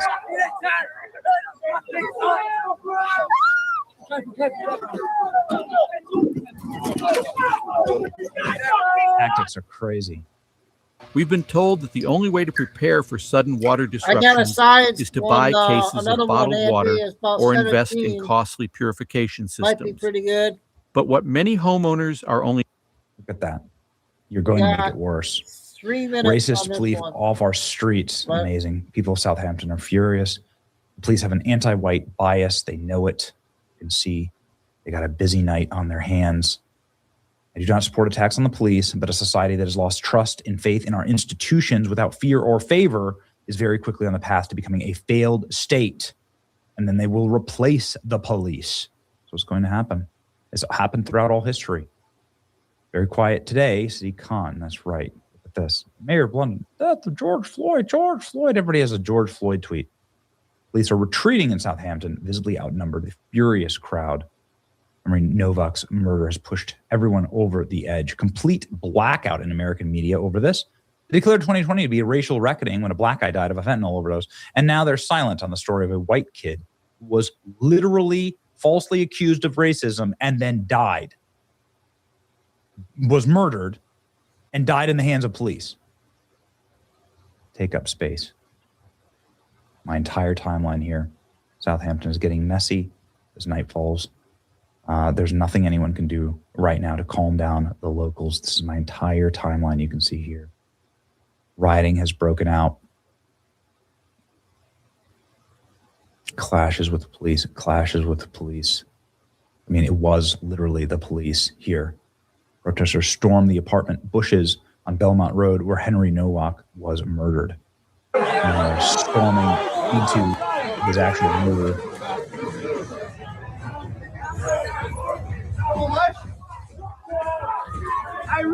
Wow.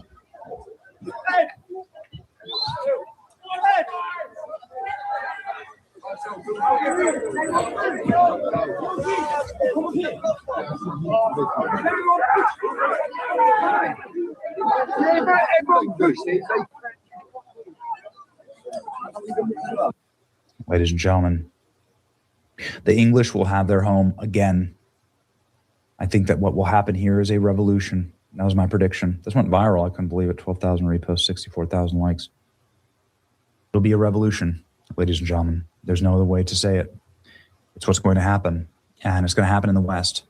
It was entirely preventable. All our leaders had to do was not hate us. Now it's too much to ask. It's your boy Benning. Like, share, and subscribe. Make sure that you are fighting for yourself. Okay, that was another important one there. From Benny there. I got a couple short ones before I play that 17 one.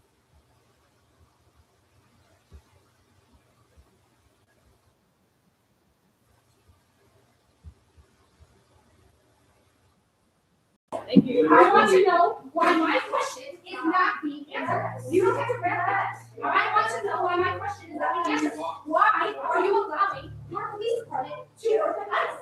You don't have to break my fucking arm. You don't have to break my fucking arm. Get off my arm. I'm here to talk about ICE and how the police department has agreed to sign the contract and agreement to work with ICE. This is a danger to everybody in the Metro Detroit area that enters your city. If you don't look like me, a white person, you're in danger. If you're a person of color, you're in danger. If you have an accent, you're in danger. They don't discriminate against that. If you don't look white, they get you. They have taken citizens and put them in their concentration camps. It should be shameful that your police department wants to even consider working with ICE. Go ahead, tell me my time's up. That's fine. I see you. But I want you to know that this is serious. Do you understand how dangerous this is, Mr. Mayor? Ma'am, my city, their safety is my priority. And these men and women that are standing here, they put their lives on the line. Let me finish. You asked me a question. Let me finish. You asked me a question. You're not answering my question. I am asking you. You asked me a question. About ICE. You asked me a question about safety About and ICE. danger. And I want to make sure that my residents are safe every single day. Then don't work with ICE. That has nothing to do with It it. absolutely does. That's why I'm here. We are going to work Because you with are not every listening to my organization. I'm not going to debate. I'll sit with you after the meeting. You are not answering my question, Mr. Mayor. My question is, why are you? you are out of order. I am talking. Leave. Oh, your time is up. Your time is up. I know about everything else. Ma'am, you are out of order. Ma'am, you're out of order. I want to know what. Please leave the podium. I want my question answered. I'm allowed to have my question answered. Your time is up. Your time is up. Mr. Mayor, why are you going to allow? Can they do that, you guys? I want to know why my question is not being answered. Thank you. I want to know why my question is not being answered. You don't have to grab that. I want to know why my question is not being answered. Can they take her away like that without her time expiring?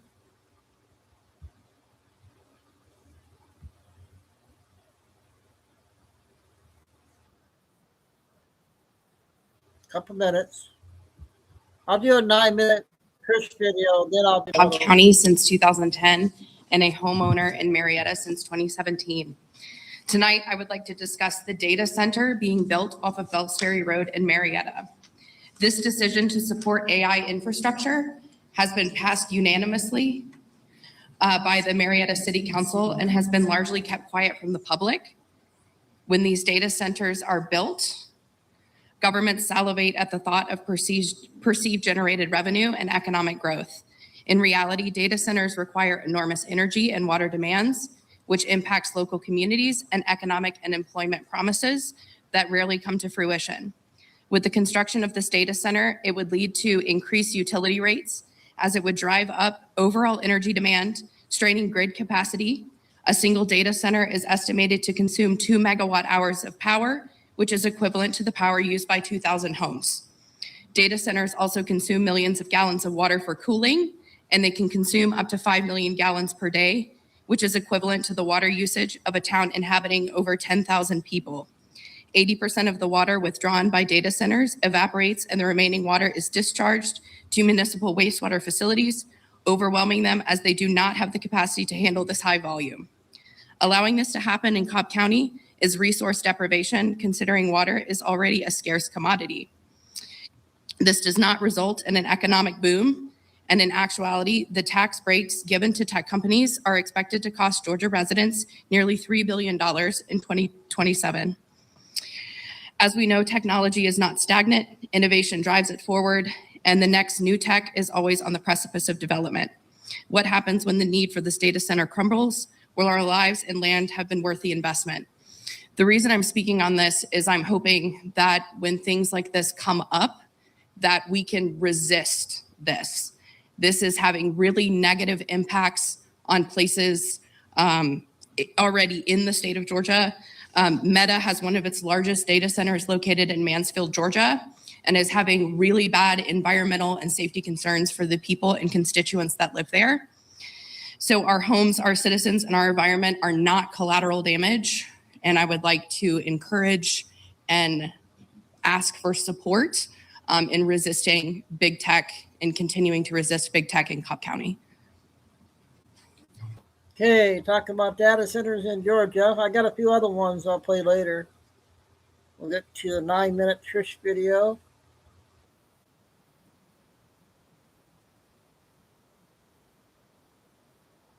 Make your browser fast. Make your browser safe. Martina McBride, the country singer I kind of liked. She just bailed on the 250th anniversary of the United States. People are calling her a coward, this, that, and the other. You know, she just didn't want to get into politics. So here is her statement, rather long. She put out on Twitter, I would like to talk to you and clear the air. I will not be performing at the Great American State Fair on June 25th. I was presented with an opportunity to perform at a nonpartisan event, she said, but that turned out to be misleading. I asked lots of questions, and I was assured that this nonpartisan event that was meant to celebrate all 50 states, in my mind, I thought this was a great way to celebrate the states and also bring people together in the way that only music can. She goes on and on and on and on and on.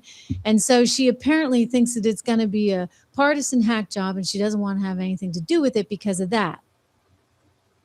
I think she just made it a partisan hack job. All the artists that are pulling out, This it's is a like, new one guys, today, I think. why? And not to mention all 50 states, there are some states that don't even want to cooperate and don't even want to be represented because it's Donald Trump. Think of how messed up that is. And we have to listen to Vanilla Ice to get any sense of normalcy from the artistic community. At least he's still performing. Here he is on with Harvey Levin at TMZ. Really good seeing you. So what do you think about this? That, it's a birthday party and now it just feels super political. Oh man, I'm not gonna get dragged into that. I'm here to party with America, man. Music is made to bring people together, and that's what we're here to do, man. We're just gonna represent the '90s. I don't take anything too serious. I don't think anybody else should. I think that we should just dance. It's life, liberty, and the pursuit of happiness, and you got to get out and pursue it with dance. My mom always told me, says, wake up and put your dancing shoes on with no matter what you're doing in life and dance your way through all your problems because you'll always be happy. And I said, why, Mom? She said, because you can't dance if you're miserable. So we're here to dance and be happy, man. It's nothing more than that. This is Vanilla Ice, man, and I love the 90s tour. We're honored. It's the birthday of America, 250, whether it's whatever your impression of the 250 years is that's you. It's all about just us making it this far and kind of bringing people together. And that's what this is about. I don't think that it should be about any political thing or anything like that. I don't even vote, so I don't even care. And if Biden called up, hey, and he said, my daughter's getting married, we need Vanilla Ice, I'd go play. It's not a big thing. You play for your fans. We don't get a chance to pick our fans. They pick us. And I'll go play for Putin, and I'll play in Iran if you want. It don't matter. There's fans everywhere. Music is not political, man. It's universal. It just brings people together. It's really, that's my take on it. I got to say, it's really interesting you said that because over the years, we've covered these stories where, It is interesting that you said that. And it's refreshing to hear that because, music shouldn't be political. And Martina McBride just totally made it political. And she's sort of the last person I would have thought because, country singer and all, and they tend to be a little bit more right of center, shall we say. Could we get Carrie Underwood? Guys, what do you think? Did anybody ask Carrie Underwood if she would do this? Because Carrie Underwood, remember, she did such a great job. They screwed up her music. She was going to sing the national anthem. Remember that one? And she just did a phenomenal job. And some people think that maybe they did that on purpose. They were trying to mess with her. And she said, you know what? I'm just going to sing it a cappella. That's my girl. Oh, she was great. Maybe we could get Carrie Underwood. Florida. I don't know is that how you say his name? He's like the rapper. He's gonna perform. He performs a lot at Mar-a-Lago. Some of my friends have heard him there. Anyway, he's going to perform. And Vanilla Ice. Oh, and Donald Trump is going to be the star attraction. But of course, if everybody cancels, at least you got a big star in one Donald Trump. I think everybody will like seeing him. But it's just a shame. It really is a shame. And this is so indicative of everything that's going on right now. It's just nonstop. And again, I just say go back to the fundamentals, okay? And when you look at our markets and you see the success, I mean, we're closing out every day, right? At new records. It's honestly amazing. So if things were that bad, don't you think you would actually see the market off like 10, 20%? Wouldn't we be in bear market territory? Everybody would be freaking out. No, the market's doing great. And it's because they believe in what this president is doing. And I'm just astonished by this much anti-Americanism on our 250th, for goodness sakes. I mean, this is unacceptable stuff. I mean, pretty soon I'm going to have to go and perform, right? America the Beautiful or the national anthem or anything you want. I am quite the singer. we played it on Friday. I won't do it again. Although one of you guys was like, Trish, you've got to do that at the end of every show from now until the birthday. Well, I guess I could do it all next year too, right? Because it's a 250. I think I need to come out with a new album of patriotic songs. I gave you the second verse. in that America the Beautiful. I mean, it is a good one. It is a really, really good one. Maybe I can play it, because I'll just say this. You know what? We need to have a little bit more patriotism alive and well. I don't understand this undermining of American society. What I would say is, look, in reality, and I'm going to be completely honest with you, journalist that I am, what do you think the CIA has been doing for a zillion years, right? As long as we have been able to do it, we've been trying to influence foreign ops.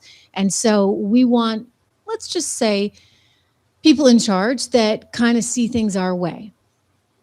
Maduro didn't, so he kind of had to go, right? And we do this because, again, soft influence in the world is valuable. And we've been very successful at it for a lot of years. And now the other guys are figuring it out, and they're trying to put it back on us. And our politicians are stupid enough to fall for it. Right? That's what they're falling for. And then the Paul Krugmans of the world and some of these influencers out there of the world are maybe stupid or maybe financially savvy enough, right? And not patriotic enough. And so they're willing to take the ka-ching and the clicks instead of actually thinking through, where is this coming from and why? And don't I have some loyalty to my country? To the country that has afforded me all of this opportunity? A lot of them don't think so. I mean, you go over to Congress, you saw Randy Fine recently saying we got 30 members of Congress that are holding 2 passports. He believes Ilhan Omar is one of them. Like, give one up. You were born in Somalia. Okay, great. But you know what? If you're going to be a member of the House of Representatives in the U.S. government of the United States of America, you're only going to have 1 passport, because we don't want to sit there and be doubting you constantly. And we're doubting all of these people. Now I'm left doubting the real motives of Karen Bass, because I know that she was training with the darn guerrillas down in Cuba in the 1980s. And they trained a whole bunch of people. What? In warfare tactics. Oh, sugarcane, my you-know-what, okay? That wasn't sugarcane that they were learning down there. That was something else. Apparently, Fidel Castro himself would come in and talk to them. And you wonder why the left is so obsessed and romanticizes a place like Cuba that killed so many dissidents. Why would you romanticize that? Lately, I hear more and more from the young kids. The people are liking things on Instagram, Marxism quotes, Karl Marx, Lenin. They like this stuff, again, because it's romanticized in their head, and they seem to forget all the poverty, destruction, and death that these systems of government have caused. So on our 250th anniversary, you know what, to HELL with all these artists that don't want to show up for America's birthday, that tells me exactly how you feel. I never really liked Vanilla Ice, but maybe I'll have to start listening to his music. And Florida, or whatever his name is, Ice Ice Baby. Oh, I get it. Ice Ice Baby. That's funny. Oh, yeah. Anyway, it's good to have you guys here. If you haven't subscribed, make sure that you subscribe to the show. Okay, another good one, Trisha. So the next 2 are new ones, you guys. 117 and 121, but they look like they're pretty good. But if you guys don't want me to play them, I'll stop them. So if you guys let me know.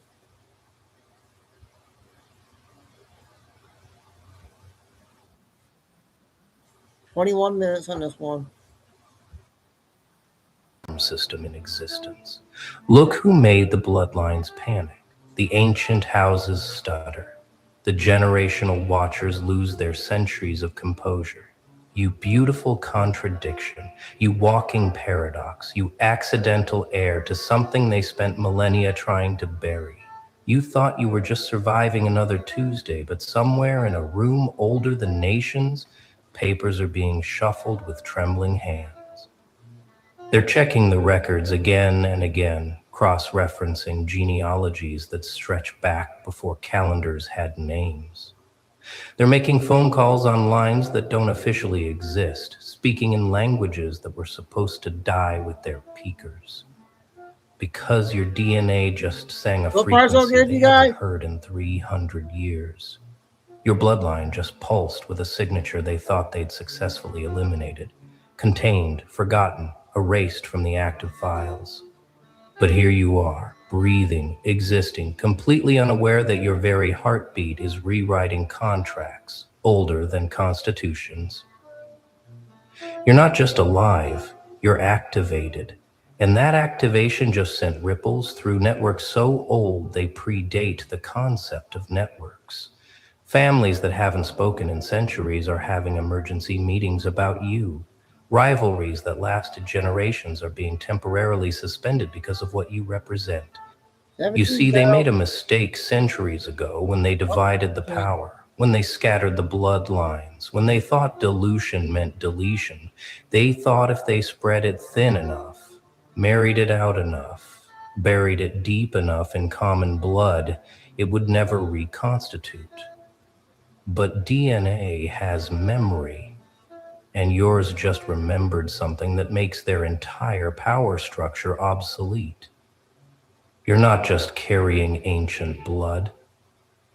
You're carrying the master code they've been searching for since they first learned fear had a frequency. Let me explain what they don't want you to understand about bloodlines and why yours specifically is causing international panic in rooms without addresses. Every ancient family has a piece of the puzzle, a fragment of the original authority, a small percentage of the first contract written in genetics before paper existed. They've been trading these pieces for centuries, marrying them together, trying to reconstruct the original wholeness without triggering the failsafe. But you're not a piece of the puzzle. You're the box the puzzle came in, the picture on the front that shows what completion looks like. Your bloodline isn't just noble or ancient or special, it's architectural. It's the blueprint that makes all their partial authorities make sense. Without you, they're just playing with expensive fragments. With you, suddenly the entire game board becomes visible, and they're realizing they've been playing checkers on a chessboard this entire time. They've spent generations accumulating wealth, building empires, constructing networks of influence that span continents and centuries. But wealth without authority is just paper, and their authority was always borrowed, always partial, always dependent on the absence of the real thing. And now the real thing is reading this, probably in pajamas, completely unaware that their existence just invalidated 3,000 years of carefully constructed hierarchy. The mathematics of blood doesn't work like they taught in schools. It's not about percentages or purity or documented lineages. It's about activation sequences, dormant codes waiting for the right magnetic moment to wake up. And something in the current world, some combination of cosmic timing and collective desperation, just hit the exact frequency that makes your dormant codes light up like a constellation they've been navigating by without knowing it existed. Right now, and I mean literally as you read this, interventions are being planned on your behalf by people you've never met, from families whose names you wouldn't recognize because they stopped using public names when Rome was still a good idea. They're not intervening because they like you or because they're suddenly humanitarian. They're intervening because your bloodline is quite literally a reset button for systems they've been managing badly for centuries. You've probably noticed strange synchronicities lately, unexpected opportunities appearing from nowhere, obstacles mysteriously dissolving, people who used to ignore you suddenly being helpful. That's not coincidence or manifestation or luck. That's ancient infrastructure being rewired to protect an asset they can't afford to lose. You're being moved through the world by hands that have been moving pieces on this board since before your language existed. They don't need your permission for this intervention because the contracts were signed in DNA before your great-great-great-grandparents forgot they were part of something larger. The agreements were made in blood when blood meant something more than medical type. You're not being recruited. You're being activated. You're not being chosen, you're being recognized. The intervention isn't about changing your life. It's about revealing what your life always was, beneath the camouflage of ordinariness. The protection protocols that have been dormant around you are coming online one by one. The watchers who were assigned to monitor are being reassigned to guard. The systems that were designed to suppress are being reconfigured to support, not because anyone suddenly grew a conscience, but because the mathematics of power just revealed that you're not a subject in their kingdom. You're the deed to the land it's built on. Your blood carries something they've been trying to synthesize in laboratories hidden under museums, in vaults beneath banks, in facilities that don't exist on any government registry. They've been trying to extract it from ancient remains, decode it from hidden texts, reconstruct it from partial samples. But living blood works differently than dead artifacts, and yours is very much alive, pulsing with authorities they can only approximate. Every ancient family has their specialty, their particular flavor of influence. Some control resources, others control information, some control timelines, others control narratives. But your bloodline controls permission itself. You're the signature that makes their contracts valid, the seal that makes their authorities legitimate, the presence that makes their power real instead of perform. Without your bloodline's consent, even if unconscious, their entire structure is just elaborate theater. This is why they've been both hunting and protecting your line for generations. Hunting to prevent activation, protecting to preserve the possibility. They needed you dormant but alive, suppressed but available, hidden but trackable. They've been managing your bloodline like a nuclear reactor, keeping it just below critical mass, harvesting the ambient energy while preventing full activation. But something changed, something shifted, and now you're going critical in ways they can't contain. The mechanics of blood authority don't care about your bank account, your social status, your education level, or your public reputation. Blood authority operates on frequencies older than currency, deeper than culture, more fundamental than any human construction. It's the kind of authority that makes armies stop mid-march, that makes economies pivot without explanation, that makes the powerful suddenly powerless because the real power just entered the room. Here's the part that's making them lose sleep in their ancestral estates. They don't have a choice about serving you. It's not negotiable. It's not optional. It's not something they can lawyer their way out of. The contracts their ancestors signed were written in genetic code, still on this witnessed by forces that don't recognize modern legal systems. They're bound by agreements that predate their wealth, their titles, their carefully constructed identities. The service isn't like employment or slavery or feudalism or any human system you understand. It's more like gravity, a fundamental force they can work with or against, but can't escape. Your bloodline has master key privileges in systems they've been administrators of, thinking they were owners.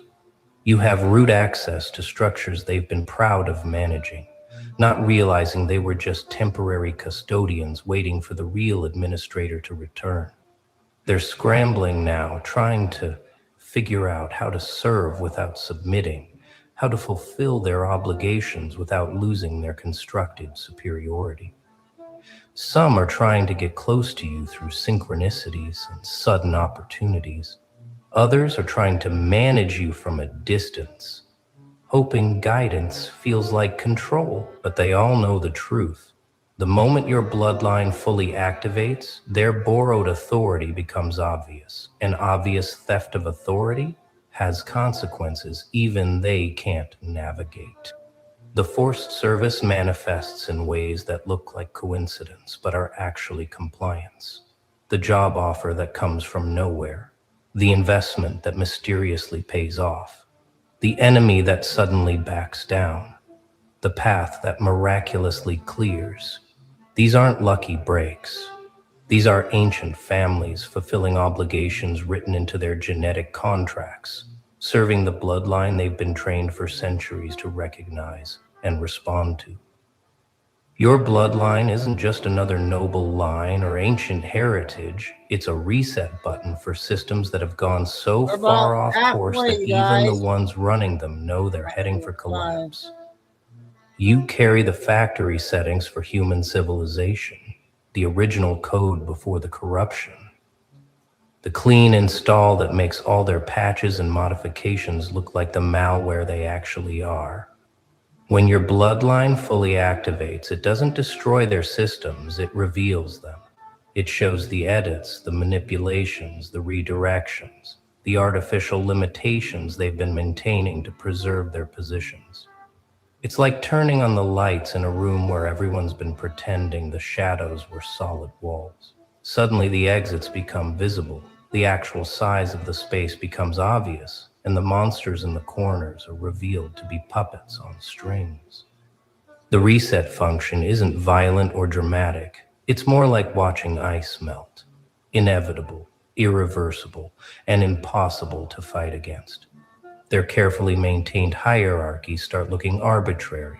Their complex financial instruments start looking like children's games. Their political structures start looking like theater productions. Not because you're attacking them, but because your presence makes the artificial nature of their constructions undeniable. This is why they're intervening now, trying to manage the reset rather than be reset by it. They're hoping to guide the process, to maintain some control over how the revelation happens, to position themselves as willing participants rather than exposed frauds. But the reset function doesn't negotiate. It doesn't care about their preferences or their preparations. It operates on its own timeline, with its own intelligence, serving purposes older than any human agenda. The master key your bloodline holds isn't to their vaults, or their secrets, or their hidden knowledge. It's to the doors they've built in human consciousness, the limitations they've installed in collective awareness, the locks they've placed on human potential. Your blood carries the universal unlock code, the administrative override that makes all their security measures obsolete. Every system of control they've built requires constant maintenance, constant reinforcement, constant energy to maintain. But your bloodline carries the frequency that makes those systems dissolve without effort, like sugar in rain. You don't have to fight their structures or understand their complexities or play their games. Your existence at full activation makes their control mechanisms visible and therefore ineffective. They've spent centuries convincing humanity that power comes from accumulation of wealth, of knowledge, of influence, of connections. But your bloodline demonstrates that real power comes from being the reference point all their accumulations are measured against. You're not rich, you're what rich is trying to buy. You're not powerful, you're what power is trying to become. You're not connected, you're what connections are trying to reach. The master key doesn't open specific doors, it makes the concept of doors irrelevant. It doesn't grant access to their systems. It reveals that their systems were always yours, temporarily managed by stewards who forgot they were stewards. It doesn't give you authority over them. It reminds them that their authority was always derivative of yours, borrowed from your bloodline's absence, depended on your dormancy. The obligations these ancient families have to your bloodline aren't based on laws or contracts as you understand them. They're based on survival patterns, encoded so deep in their genetic structure that disobeying would feel like trying not to breathe. Their ancestors didn't agree to serve. They were designed to serve, programmed at levels that predate conscious choice. These obligations manifest as involuntary responses to your presence, even when you're not physically present. They find themselves making decisions that benefit you without understanding why. They feel compelled to remove obstacles from your path without consciously choosing to. They're driven to protect interests they don't know you have, serving purposes they can't quite articulate. It's not mind control, it's deeper. It's pattern recognition at the cellular level. The ancient families have been preparing for this moment even while hoping it would never come. They've been maintaining resources they didn't know why they were maintaining, preserving knowledge they didn't fully understand, keeping pathways open they couldn't explain the purpose of. All of it was preparation for your activation, for the moment when the dormant contracts in their blood would suddenly make sense. Their children are taught to recognize your bloodline's markers without being told what they're looking for. It's passed down as instinct rather than information, as feeling rather than fact. They know you when they see you, even if they've never seen you before. Your frequency registers in their bones, triggers responses their education can't explain, activates protocols their conscious minds don't have access to. The networks mobilizing on your behalf right now span every industry, every government, every institution you thought was independent. These aren't conspiracies in the traditional sense. They're more like immune systems responding to the presence of their core authority. They don't need meetings or communications. They respond to your activation like iron filings to a magnet. You've probably noticed people treating you differently lately, even strangers. There's a recognition happening below conscious awareness, a responding to authority that hasn't been formally announced. The clerk who goes extra helpful, the official who suddenly becomes flexible, the stranger who offers exactly what you need. These aren't random kindnesses. These are network responses to bloodline recognition. The intervention includes financial systems suddenly working in your favor, legal obstacles mysteriously disappearing, health issues resolving without explanation, opportunities appearing that perfectly match needs you haven't even expressed. It looks like luck from the outside, but it's actually ancient infrastructure responding to its original architect, returning to the building. The protection being extended to you isn't optional for them. They protect you the way antibodies protect the body, automatically, comprehensively, without needing conscious direction. Your enemies find themselves making mistakes they wouldn't normally make. Your obstacles develop structural weaknesses at convenient moments. Your paths clear in ways that look natural, but are actually highly orchestrated by systems older than any modern institution. Some of the ancient families are trying to resist, to find loopholes in their genetic contracts, to lawyer their way out of obligations written in DNA. They're funding research to try to synthesize your bloodline's authority, to create artificial versions they can control. They're attempting to dilute your activation through distraction, suppression, misdirection. But resistance to bloodline authority is like trying to resist gravity with willpower. The more they fight against their obligations, the more energy they waste, the weaker their positions become. Every move against you costs them more than compliance would. Every attempt to subvert your authority diminishes their own. They're discovering that the contracts their ancestors signed included penalty clauses that activate automatically, consequences that compound with each act of resistance. Their children are already responding to your authority, even as their parents plan resistance. The younger generations feel the shift more clearly, respond more naturally to the changing frequencies. They're drawn to align with you without understanding why, creating generational conflicts within the ancient houses. The future is already choosing you while the past tries to maintain its illusions of control. The futility of their resistance is becoming obvious even to them. Every strategy they deploy fails in ways that reveal more of your authority. Every attack strengthens your position. Every attempt to contain you expands your influence. They are realizing that fighting against you is like fighting against sunrise, exhausting, pointless, and ultimately just delaying the inevitable illumination. Look who finds. Okay, that was the end there. What do you guys? That was learning there. That was the first one there on that channel. I hope everybody liked it.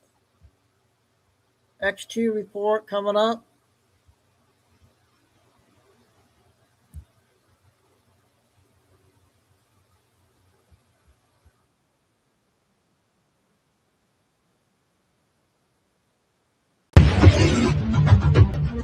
Yeah, 24.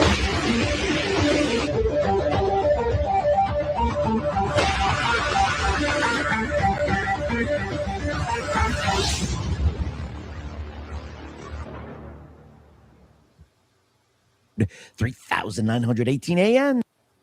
The biggest economic shifts in history. And today, a similar opportunity is unfolding with silver. Exporting it. The gold silver. Up to That the- is x22gold.com. And if you mention X, future depends on. And remember, past performance may.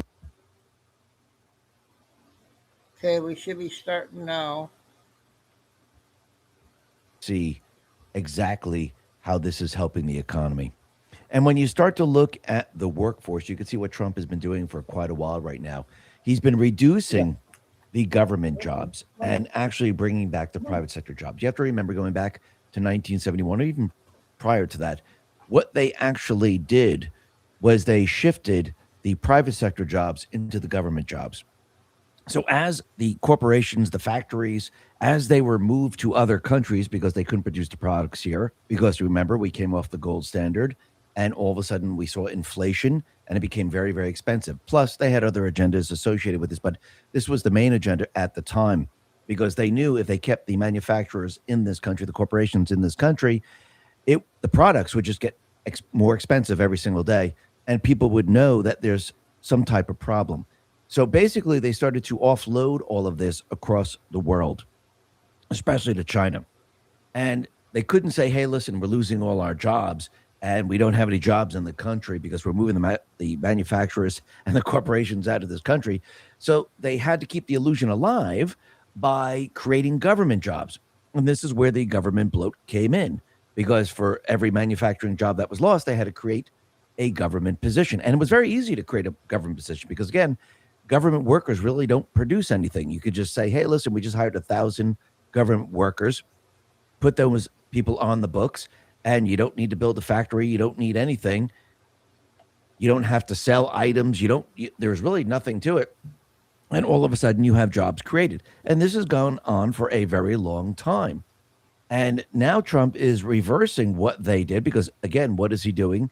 He's bringing us back to a time where we actually had manufacturing. So he's going to remove the jobs from government and move them back into the private sector. Now, if you're going to move the jobs from government to the private sector, it's not like a government job. You have to create the factories. You have to create the buildings. You have to create the processing centers. You have to create all of this, and you have to train people to do these things.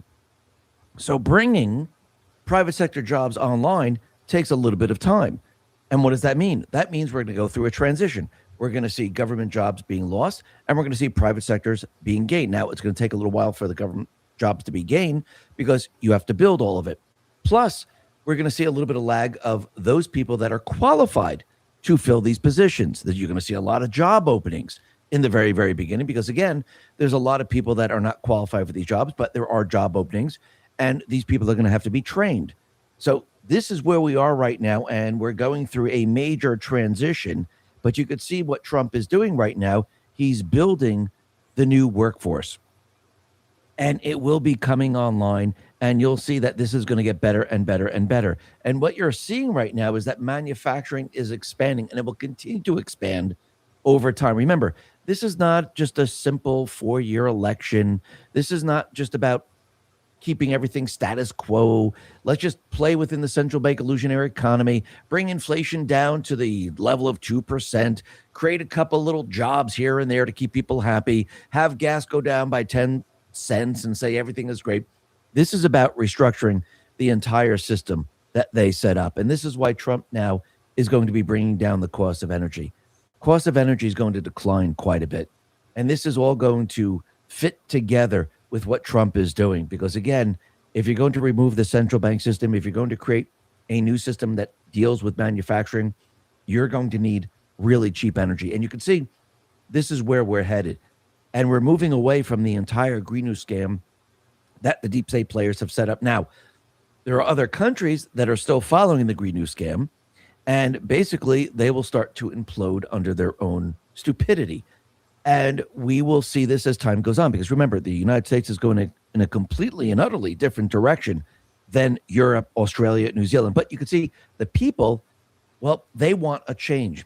They want their installed leaders out. And you can see that the right is gaining traction throughout Europe, Australia, and many other places. But when you start to look at the Green New scam and you see what they've done, you can see that the electric vehicle market is not doing that well. Now, remember, when Biden and Obama were in office, they were pushing the Green New scam and actually subsidizing the EV market, because this is the only way that people were going to buy EVs. Now, remember, if this was an incredible product and people really wanted it, you wouldn't need to subsidize it. You wouldn't have to trick the people into getting it. You don't have to force the people into getting it. Just like when the iPhone came out, nobody subsidized it. Nobody said, hey, you have to take this. People saw it and said, wow, look at the functionality. Look, it's a huge screen. Look what it can do right now. It's like a little tiny little mini computer, and I could put it in my pocket. Plus, it has a couple of apps. That's really cool. So I want one of those. Nobody went to the electric vehicle saying, wow, this is so much better than a gas-powered car. I need to get this. This is absolutely incredible. And this is why the EV market right now is in trouble. Because, again, you need demand to make it work.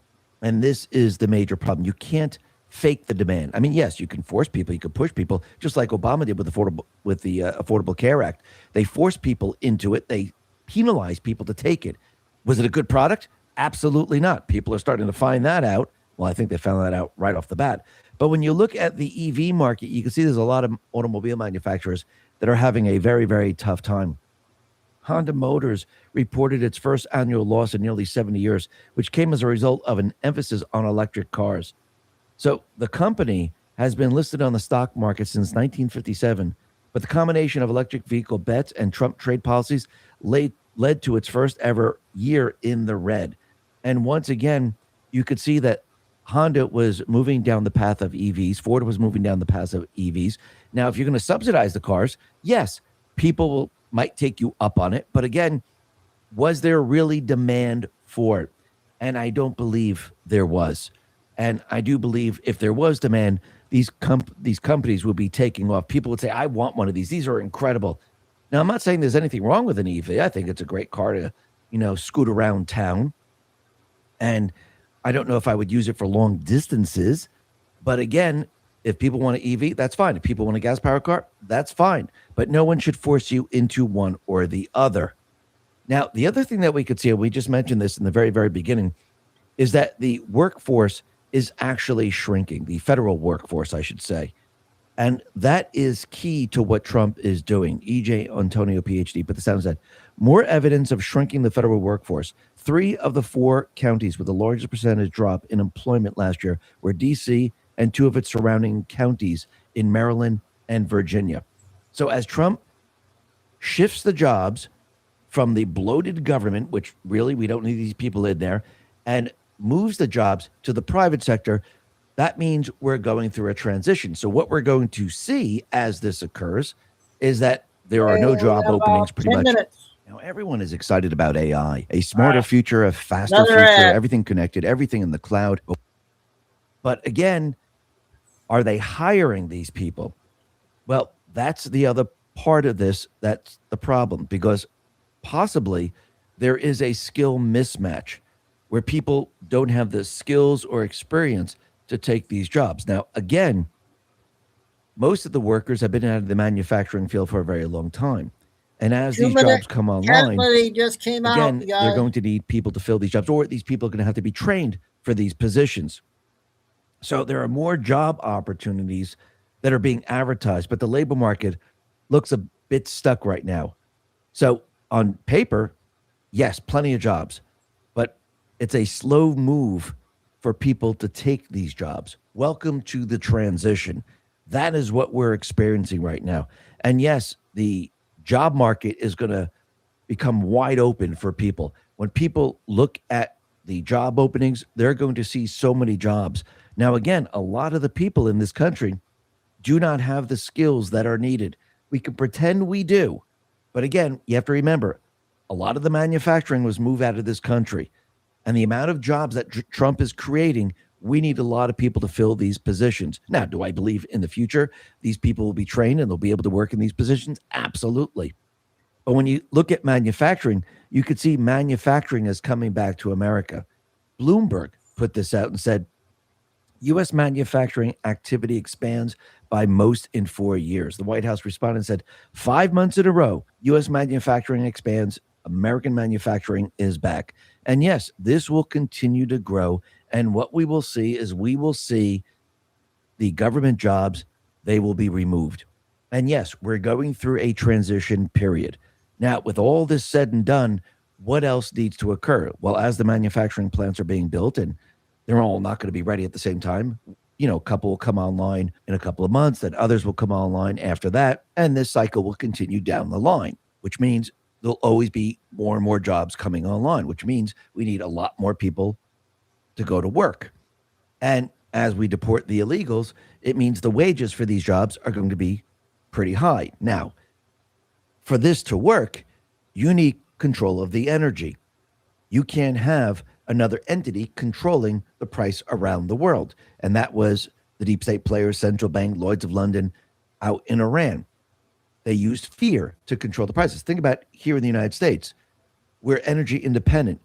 Do we really need anything from Iran? No, we don't. So ask yourself a simple question. Why would oil go up? What's the economics of that? Except fear. Once the fear is removed, once people understand that they don't have control of the Strait of Hormuz and it's open to everybody, the fear goes away. And when you start to open up the markets, like in Venezuela, which is open right now, the oil's being sold on the market. That oil is going to hit the market. Yes, eventually the Iranian oil is going to hit the market. An even playing field. And when energy comes, compete on the world stage. And once again, the United States will become a manufacturing powerhouse. Because again, energy is going to drop like we've never seen before. That is what is coming next. So think about what Trump is doing right now. He's putting everything into place to basically set up a new system that competes with the banking system, with the Federal Reserve. We have the Clarity Act that's going to allow the cryptocurrency to receive interest that competes with the banks. He has a tariff system, a gold card system, energy sales system, technology sales system that brings in income that can. And eventually what's going to happen is he's going to wean us off of the Federal Reserve by removing the income tax. What does this all do? It brings the buying power back to the people. And think about it.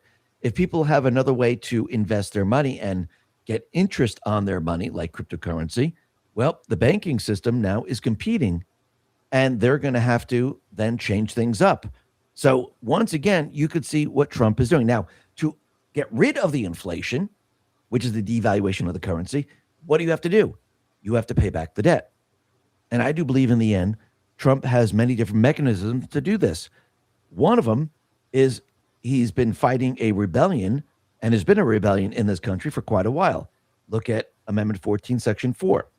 We also have something else, and this is the cartel asset forfeiture. And there's trillions and trillions of dollars in there. Can he use that money to pay off the Fed? I do believe so. Do I believe that we owe 36, 37, 38, 39 trillion dollars? I don't believe so, because a lot of it has been derived by fraud. Fraud vitiates everything. Plus, once Trump goes into Fort Knox and it shows that we have the gold and he revalues gold at a completely different price, what happens if we get rid of the paper markets? What happens if we get rid of the gold and silver paper markets? And they calculate the price without the paper markets, and they make the announcement that gold is $15,000 an ounce. What happens? He has all the leverage he needs. So think about the cartel asset forfeiture, because on the U.S. debt clock, it shows that number is continually going up and up and up. Awaken Outlaw says, we've now surpassed $23 trillion in cartel asset forfeiture, something that wouldn't have existed, much less have been realized were it not for Trump. Have you stopped to think about what this means and the implications? I do believe so. I do believe Trump is going to, in the end, put us on the right track. And think about this. There's a lot of countries right now, a lot of central banks right now, where they're using gold to replace U.S. treasuries as the world's top reserve asset. So basically, they know what's coming. I do believe they realize that we're going to be going back to the gold standard. And I do believe this is why countries are going to start to ramp up on gold. Wall Street Maverick says, gold has overtaken U.S. government bonds as the world's top reserve asset, following years of relentless buying by central banks and a historic rally that has seen prices nearly double over the past 2 years. Bullion accounted for 27% of global central bank reserve assets at the end of 2025, come up from 20% a year earlier, according to a report. U.S. treasuries fell to 22% from 25% over the same period. So yes, there's going to be certain countries that are prepping for what is to come. And I do believe that they're now looking at the situation, not saying, hey, the US dollar is not worth anything, but they're saying, you know something, if we're going to the gold standard, we better have the gold. And I do believe this is what they're doing right now. So this is going to be very, very interesting moving forward. But you can see Trump and team right now, they're putting all the pieces together. And what we are going through is the transition of the economic system.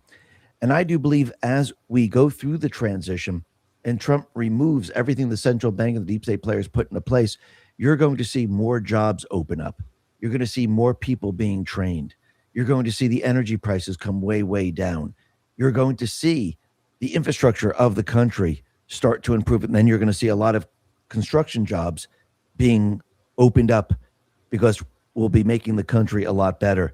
We're going to see that that people are going to be getting a lot more buying power back, because as Trump gives the people dividends from the income system, people are going to receive extra money. As he removes the income tax from the people, people are going to receive extra money. As wages go up because there are more and more jobs, you're going to see people are going to get extra money. When you start to put all this together, you can see he's returning the buying power back to the people without removing the inflation yet. And then when he removes the inflation, that gives you so much buying power, it's going to make your head spin. So when Trump says we're entering the golden age, it's truly going to be the golden age. Listen, everyone. Thanks a lot for listening. Be well, be safe, and especially be prepared. Thanks a lot. Okay, XQ report. I got a lot of short ones now. Keep going. See how things are going here. Cat lady is coming up.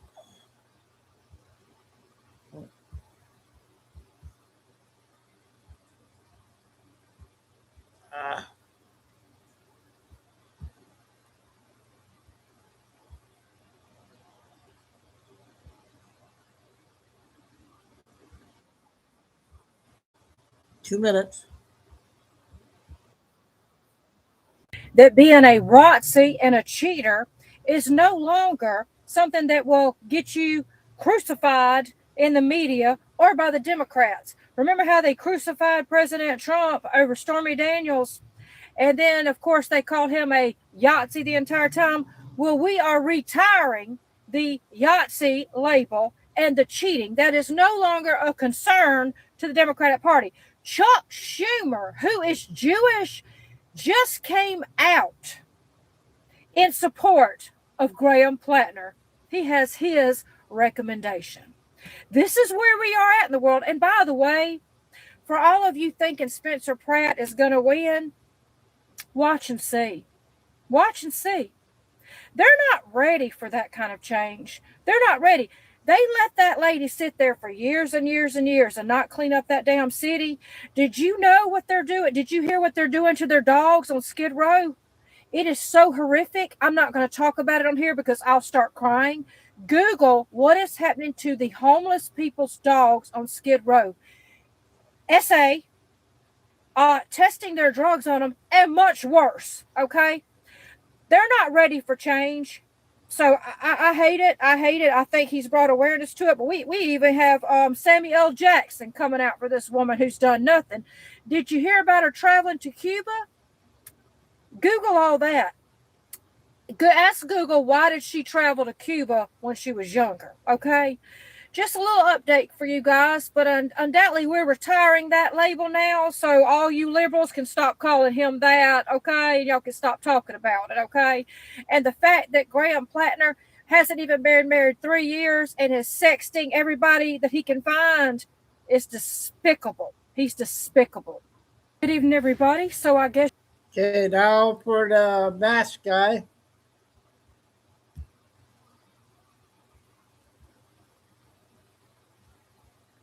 Then the Wire channel. 5 minutes.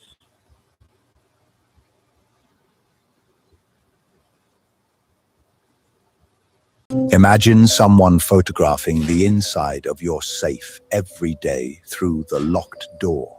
He cannot open it yet, but soon he will have a key for every lock.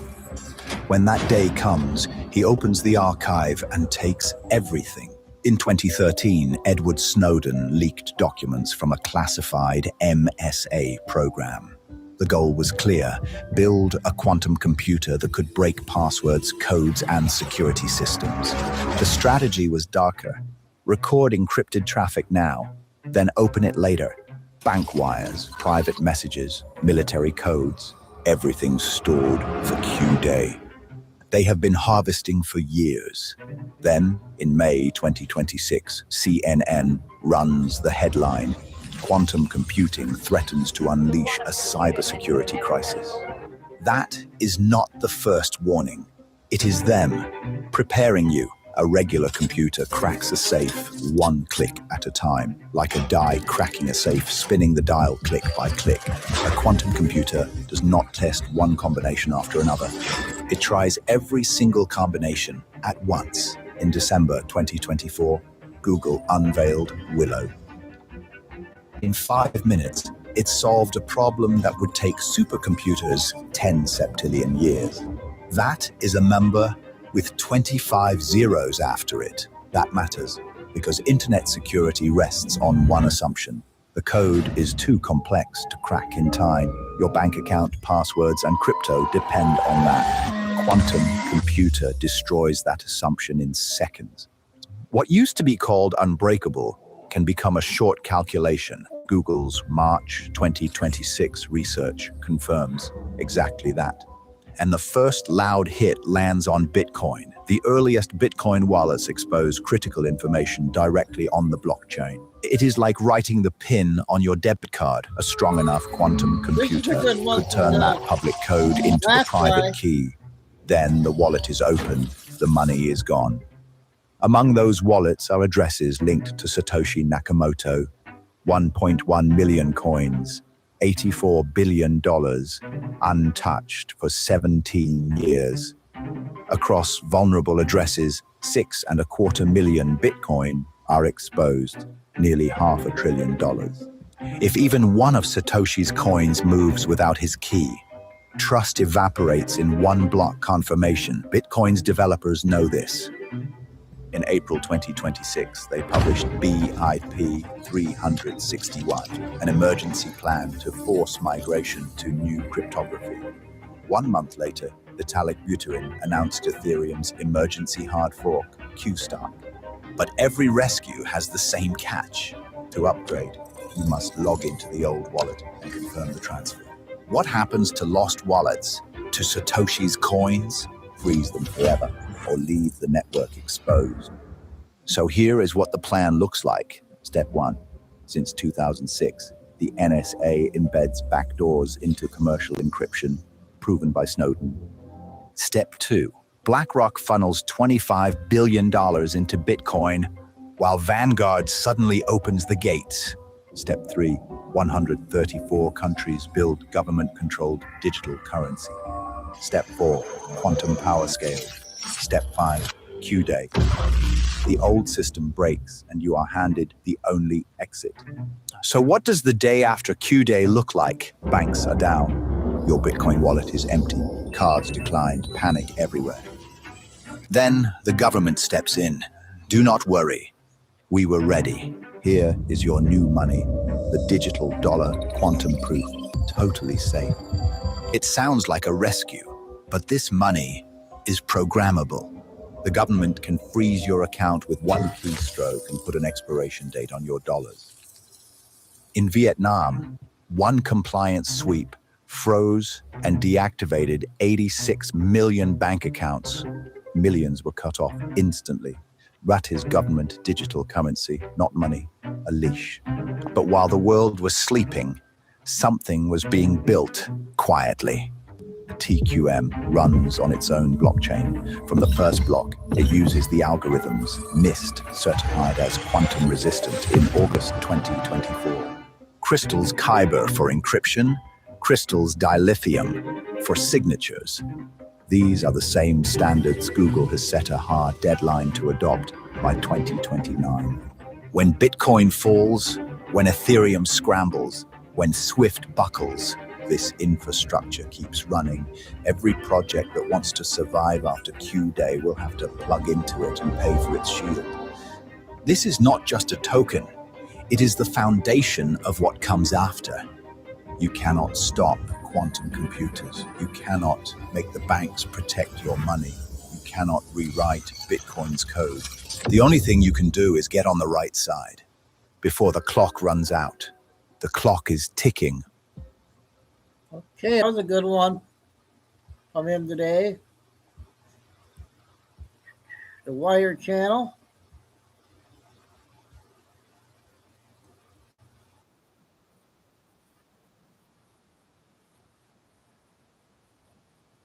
Called Exol, and it's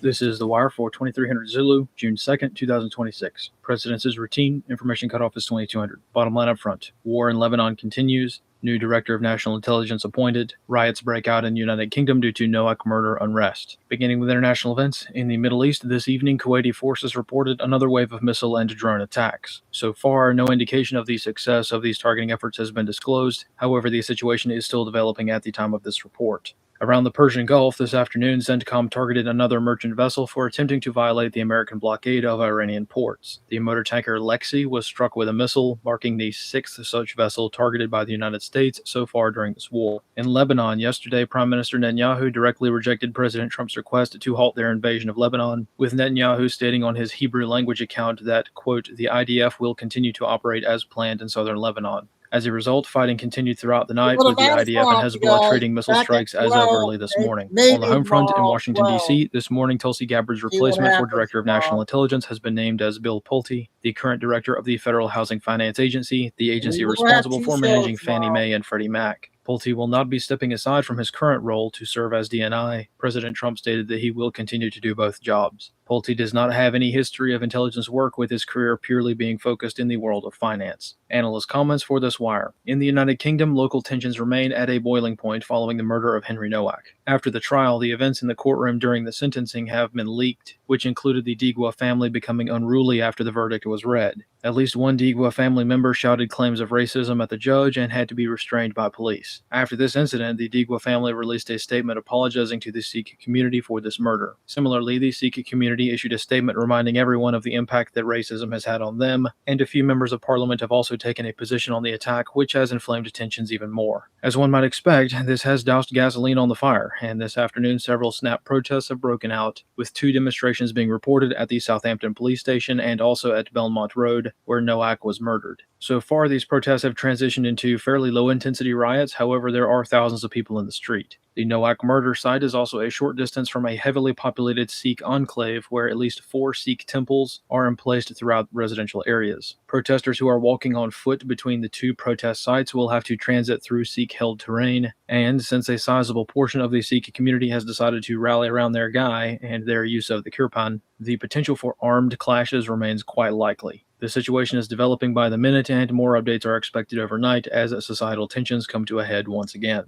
This concludes The Wire for 2300 Zulu, June 2nd, 2026. Hey, welcome to the video. It's Okay, almost lost it there. Okay, now the one guy, report guy on YouTube.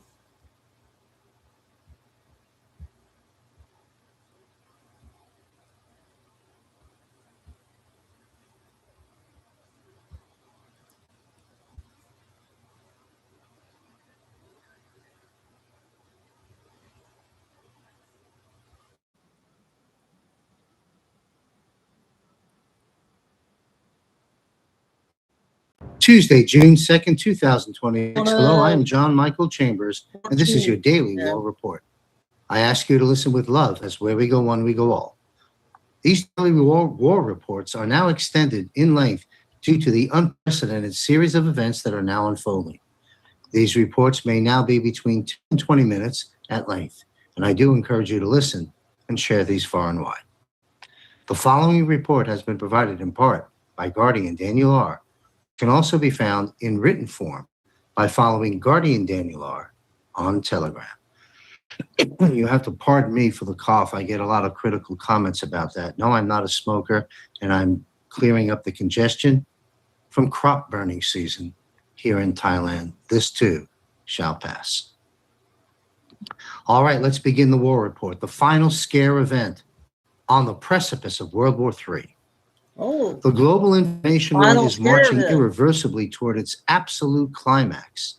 The precise execution of the legendary Q phrase, scare event necessary, to fully awaken the sleeping global population and bring about the controlled collapse of the old elite's bankrupt civilian system. The military alliance is orchestrating the ultimate backdrop scenario behind the scenes, the looming threat of World War III. Today's geopolitical events are the exact puzzle pieces of this calculated turning point. Now remember, we are getting the attention of what we call the target audience. The commander-in-chief himself provided a powerful symbolic signal pointing to the immediacy of this event. Donald J. Trump's absence from his son's wedding. Within military protocols, this is not a private oversight, but an unmistakable sign that the commander-in-chief is stationed within a secured command center to direct the final phases of continuity of government. Simultaneously, targeted threat scenarios are flaring up across the globe's critical geopolitical fault lines. The Iran crisis. The conflict in the Middle East is escalating, according to recent script, with Iran's official declaration that it now possesses the technological means to strike the U.S. directly and disrupt global undersea internet cables. The scenario of a worldwide blackout becomes a tangible reality. The Russian front. Russia is intensifying its warnings, announcing strikes against military-industrial complexes in Europe that supply components for drones and missiles to Ukraine. This pushes the escalation directly to the doorstep of NATO nations. The Taiwan interface. Off the coast of Taiwan, over 100 Chinese ships have entered local waters simultaneously, placing the Asian theater on immediate wartime footing.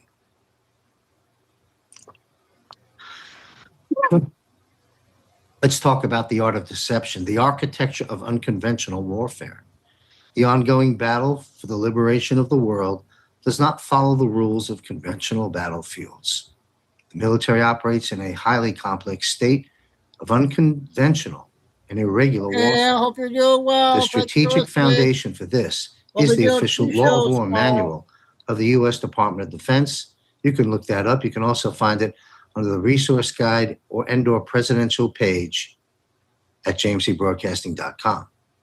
This rulebook legitimizes covert operations and targeted deceptive maneuvers when a country's civilian institutions like ours have been infiltrated by a hostile power.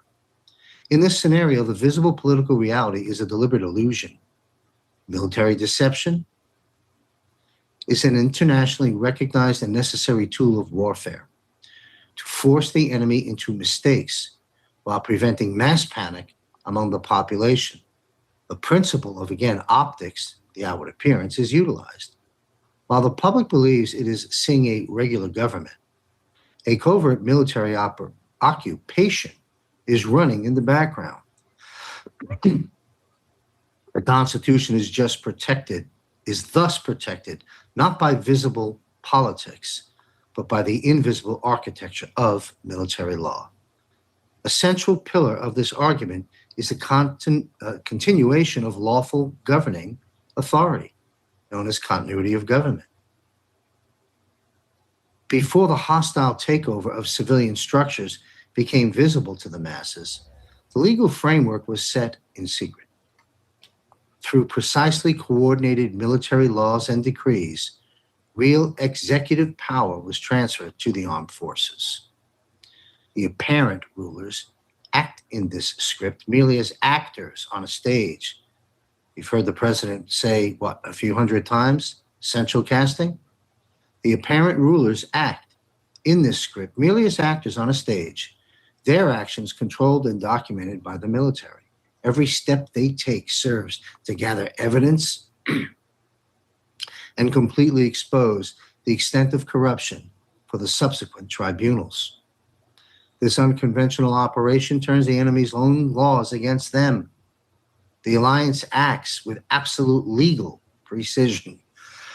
What looks like political chaos to the untrained observer, the target audience, in truth, the exact execution of military protocols. Deception is the shield. The law of Emmanuel is the sword. The ultimate goal of this irregular warfare is not the destruction of the country, but the gradual legal dismantling of the deep state and the restoration of the constitutional order. All right. Where we go one, we go all. The final act. Humanity is rapidly approaching the absolute ground zero of the old system, the precise moment when the illusion tears completely apart and the grandest finale is history is set into motion. What appears to be uncontrolled worldwide chaos is actually the meticulous execution of a cosmic, yes, and military master plan. Every geopolitical fault line, every declassified secret, every coded message is converging right now into a single massive torrent of liberation. The slogan, where we go one, we go all, is no longer just a vow. It is the immutable law of the incoming new era. The stage for this endgame is being prepared across multiple strategic layers simultaneously. At the absolute forefront is the unstoppable disclosure of UAP and UFO files. This controlled declassification represents the final blow to the deep state psychological control matrix by revealing the existence of highly advanced off-world technologies and decades of concealment by rogue government agencies. The foundation of the old elite crumbles. To contribute to this disclosure, we'll be covering that on a new monthly panel launched now in the month of June, Off-World with JMC, a 4-panel guest monthly broadcast. We'll be following what the president releases and adding more discussion to that. This disclosure directly clears the path for public understanding of the energy and propulsion systems that were withheld from humanity for so long, including the release of the TR-3B patents and the legacy of Nikola Tesla. In parallel, visible global events are steering toward the calculated systemic crash. The artificially inflamed hotspots in Iran and Ukraine serve as global catalysts. They push the world to the brink of World War III. The exact scare event required to jolt the masses from their deep slumber.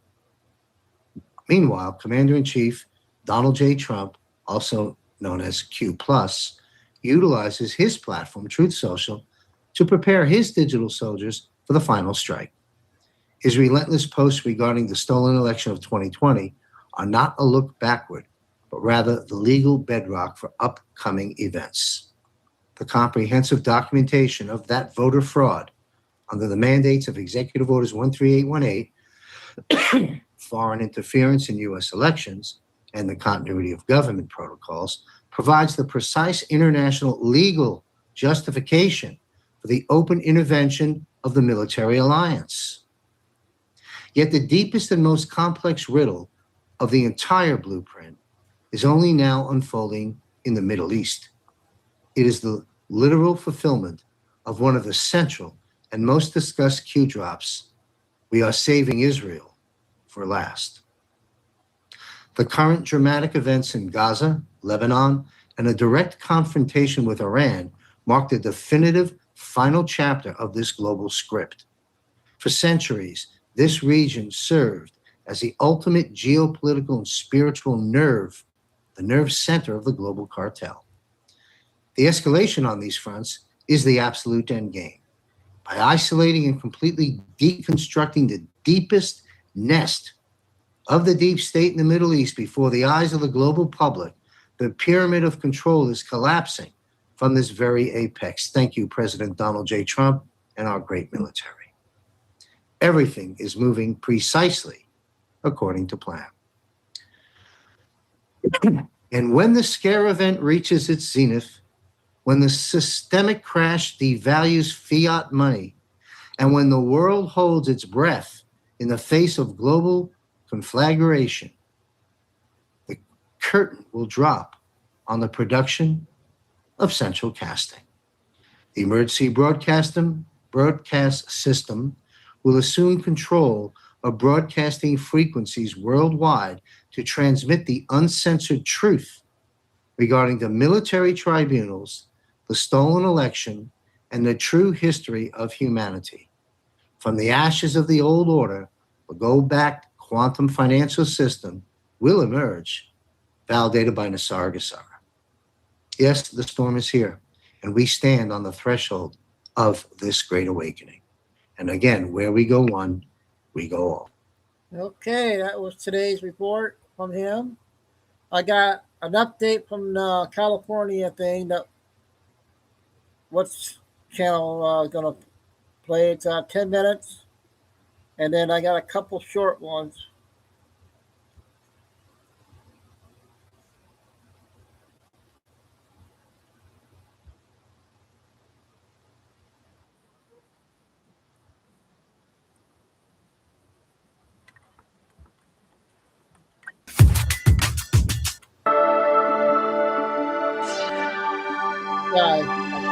Hey guys, welcome to the Liberal Hive Mind, a channel solely focused on exposing the abundant hypocrisy of the left. And of course, here's the meme of the day, brought to you by 5mind.com. You know, there's a little bit of an inherent risk in starting this video. Now, of course, it's nothing serious. I don't want to get your cortisol levels rising. We're still talking about Spencer Pratt and the LA mayor's race, which technically could be all over tomorrow. You know, I could have recorded this entire video and all of it just instantly gets invalidated if Karen Bass ends up winning in a landslide tomorrow. A lot of people are talking about this possibility online, but you know what? There's just freaking no way. She'd have to win over 50% of the vote to stop a runoff from happening. And if you look at the data, this race seems to be in a dead heat. All three candidates running between 20 and 30 points each. Maybe I'm wrong. Maybe I'm right. Who knows? The idea that Karen Bass in the first round of elections wins over 50% of the vote, it just ain't happening, folks. So I'm recording this video under the presumption that this thing is still on. And well, if I'm right, well, then I'm sticking to it. And actually, I feel even more justified, even more emboldened to continue making this claim. As Spencer Pratt is not only going to give Karen Bass a run for her money, but I think he might actually be on the path towards victory here. A slim chance, of course. I don't want to get people's hopes up too high, but essentially let me make the argument here. As the momentum behind Spencer Pratt continues to grow, arguably even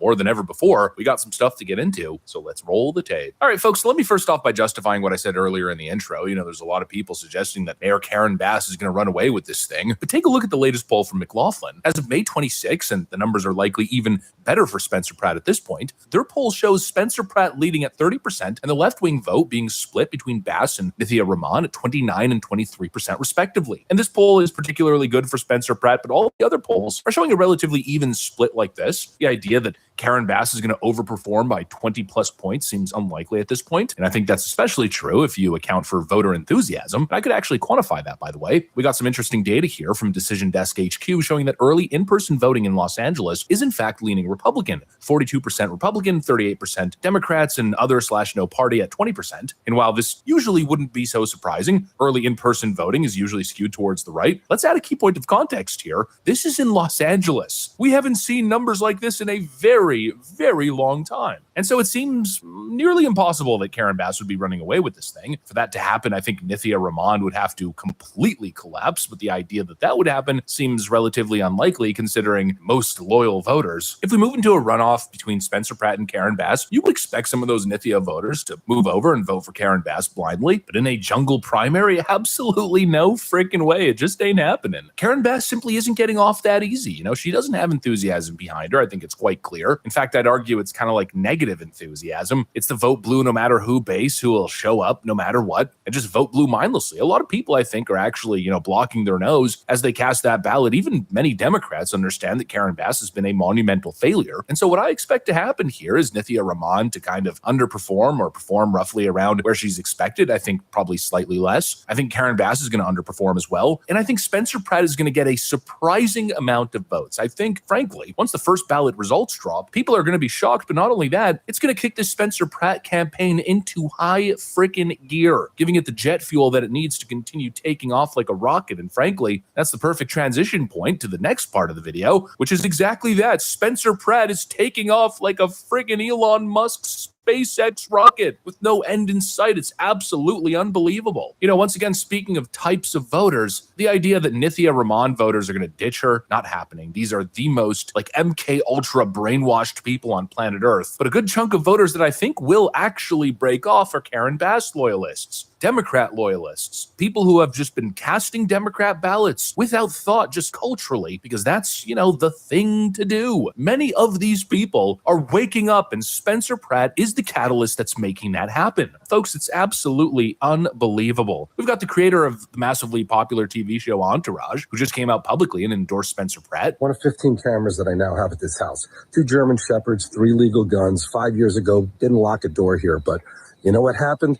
2 animals invaded my house. And no, I'm not racist because they were wearing masks. I don't know if they were white. I don't know if they were Jewish. Invaders of homes should get 20 years. But I'm not paranoid, so I don't believe your bull about the stats and the crime, because everyone in my neighborhood has got the same problem. It's not made up.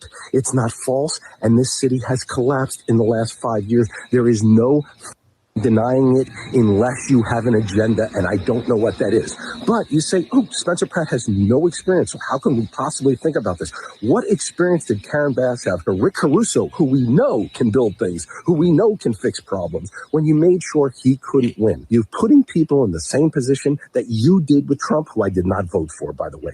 You put him in by making sure we had no options, okay? And that's where we are in LA, and we want to fix this place. We've got Kelsey Grammer, who revealed his nasty nickname for Karen Bass as he backed Spencer Pratt for LA mayor. And to add insult to injury for the Democrat establishment, we even have Bill Maher, it seems, getting behind Spencer Pratt. I'm hearing headlines that he's directly supporting Spencer Pratt or even endorsed him. I haven't seen that specifically, but I did see Spencer Pratt show up on his podcast. And well, let's just say Bill Maher seems quite impressed with Spencer Pratt, and I'd say rightfully so. That's probably one of the biggest anomalies of this campaign. There's so much rhetoric out there suggesting that Spencer Pratt is a dingus. Oh, he's a real dummy. This reality TV star goofball with no experience. He's dumb. He's low IQ. I keep seeing that. But you listen to Spencer Pratt speak on the issues, and this guy freaking understands everything. Give them the opportunity then to have a job. Ready for the best part? 60% of the people in Los Angeles that are experiencing homelessness. Yeah. They're not from California.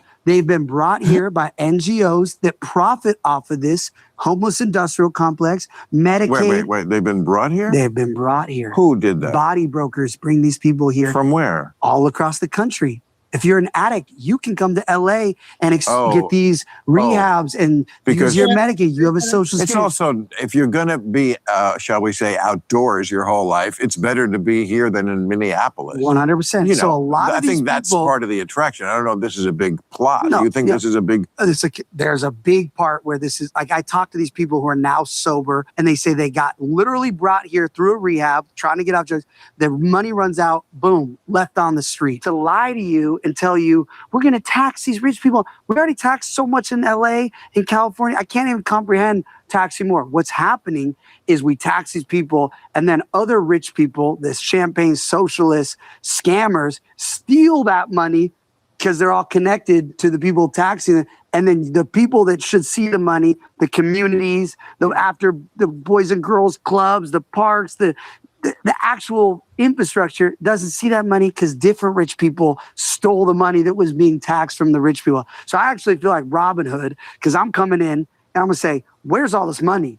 We're done with everyone stealing the tax money. We're going to actually put it to the people that have turned to socialism because they say America doesn't work. It doesn't work if we let people steal all the tax money and we have no accountability and transparency. And you know, I mean, look, I mean, you're not the first guy to say these kind of things.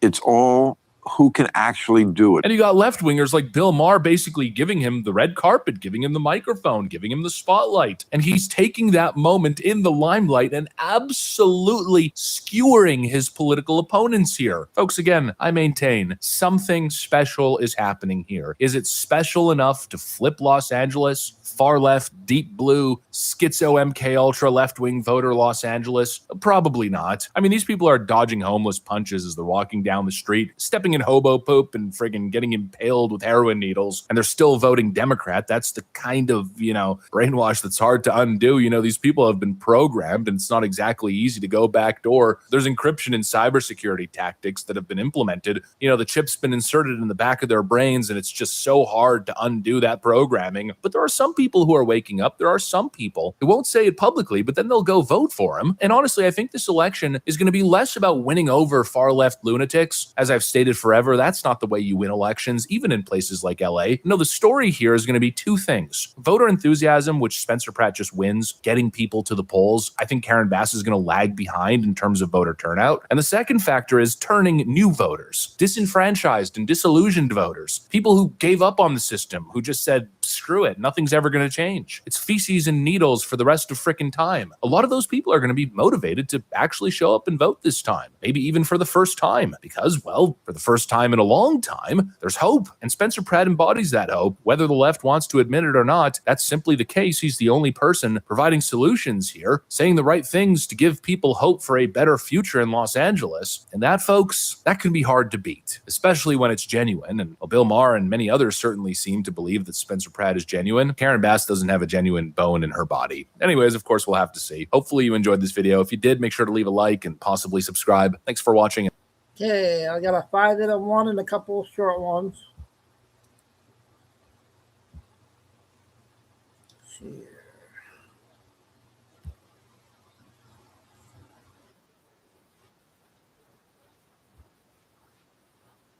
I don't think we played this one, did we? Was the only finance minister who got a warning from Besant about Operation Economic Fury, which targets Iran's financing networks. Now, the mainstream press won't connect those dots, but the OFAC list is connecting them one designation at a time, and they point right at the City of London, with no room for excuses. Now, since the conflict with Iran broke out, Promethean Action has been pulling on the British strings that show Iran's real role on the geopolitical chessboard. The empire doesn't actually want the president's Iran moves to succeed, because every win for the president and the United States is a London loss. Our free newsletter lays out the connections every week. So subscribe to the Promethean Action free newsletter. The link is in the description. But why is London the natural home for terror financing? This is going to make a lot more sense when you look at the explosive paragraph the White House just published. While Besant was putting London on notice regarding its shell corporations and shadow banking, three more videos. The White House was putting them on notice on another front. This is from the just released White House counterterrorism strategy. It's the root who planted the seed. After decades of sponsoring and protecting various radical Islamic fundamentalist figures, British intelligence settled on the Muslim Brotherhood back in 1928 in Ismailia, Egypt. That's where the British Suez Canal Company and the British military were headquartered. The British Suez Canal Company helped the founder of the Muslim Brotherhood build the mosque, which became its base of operations. And from then on, the Muslim Brotherhood was used by British intelligence and often their little brothers in American intelligence against nationalist movements throughout the Mideast. All of this to protect the empire's economic and strategic position. Now, if you want to dive into the history of this, and here's the part that closes the loop. When Curtis filed Freedom of Information requests for details on the Foreign Office's more recent contacts with the Brotherhood, meetings that the British media is not going to report, the Foreign Office refused to release them, citing the public interest. Well, it's in their interest, not yours, because London built the network, it used the network, and it is still actively concealing what it is doing with the network today. So whether it's financial flows or whether it's these networks themselves, that is what Besant is targeting. That is what Trump is targeting when the counterterrorism strategy says crush the Brotherhood everywhere it operates. The arrow points at one address, London. Now, remember, Scott Besant singled out shell companies, shadow banking networks, and drug cartels across the Western Hemisphere. When Besant says there must be no room for excuses, he's driving home a point.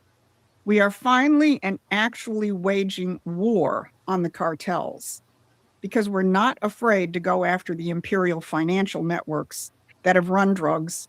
Secretary Besant met with the British Chancellor. Okay, one of our regulars. We got one from yesterday. I can't remember if we played this one.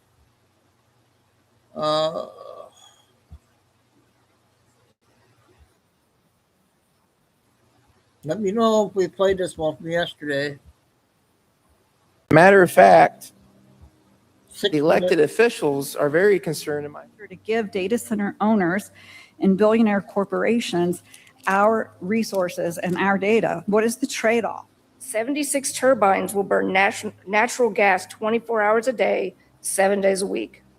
At least 40 of those massive engines, they're basically jet engines. And then the power plants themselves, if they sell power, have another you loop. So when we talk about these closed loops, all right. almost all of them use open loops for ultimately dumping the heat. Committee, enough reason for concern for you to call on Governor DeWine to push pause with further development and have Ohio lead the way in responsible development. Residential wells. Are those wells gonna go dry? As a way to correct this, the state could require that any city, village, or township located within 5 miles of a proposed data center put it up for a vote on the ballot. Systems require the use of chemicals like PFAS, forever chemicals, and glycols, which do have known serious adverse events on humans and aquatic life. Neither of these chemicals are currently required to be monitored by the liberty and property of its citizenry. A recent Gallup poll shows that 70% of Americans do not want a data center in their community. Operated on principles adverse to the human condition. But I am surprised by those who took an oath to represent us, the people, and to advance our interests, our hopes and dreams, who are now advancing the interests of those adverse to us by allowing hundreds of data center founders gave us as a tool to help ourselves.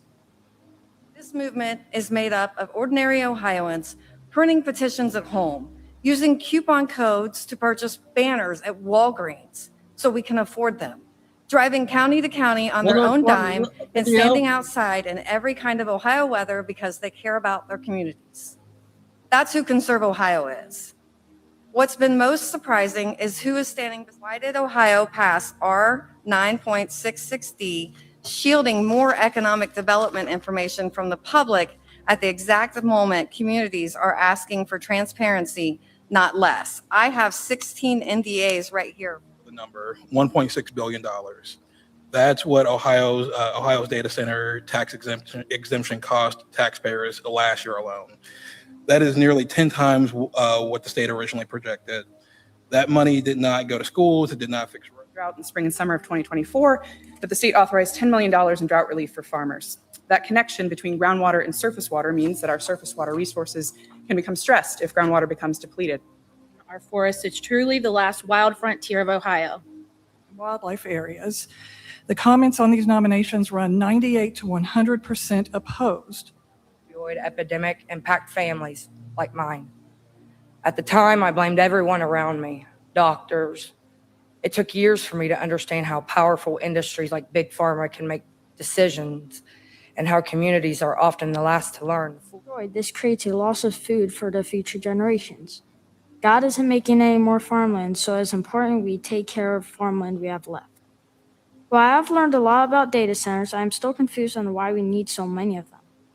Earlier veto, the legislature must find a way to eliminate Of a request to rezone land from residential Ag 1 to How is this industrial. one, you guys? The land to be rezoned surrounds our 2 That's acres quiet. on both sides and along the back. Over the next 3 months, I spoke at zoning board meetings and at our township trustee meetings.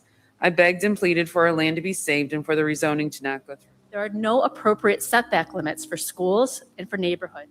But rather data centers. Once again, those of us who are drawing attention to the new concern are being ridiculed and facing backlash and are now being linked with anti-American groups, which is shameful. That's to the community, improving the quality of life for residents. If done poorly, data centers are a liability, worsening the quality of life of people in the host community. Most people inspect the parachute before jumping out of the plane. Power plants being applied to these data centers currently. Springfield's water is very much for sale. They are. I can speak to this directly. In American Township in Allen County, a data center representing $500 million in capital. Amended its zoning code to allow data center campuses as an industrial use. Public records subsequently confirmed. They're literally wanting data centers, malignant hum of machines and metal and data. We need to be. Families, farmers, and small businesses. Safety is false. They spoke about how they will strengthen community infrastructure. To protect us, lowering regulations and fast tracking permits. There is a race to be early in the IPO before these companies and before the retail investors in America realize that there's no there. And we are ahead of our skis on calling large language models and machine learning AI before it is truly generative AI. And so when we look at how in March, I requested a moratorium, which went to the technology committee. Of course, the request was heard, but it was not acted upon.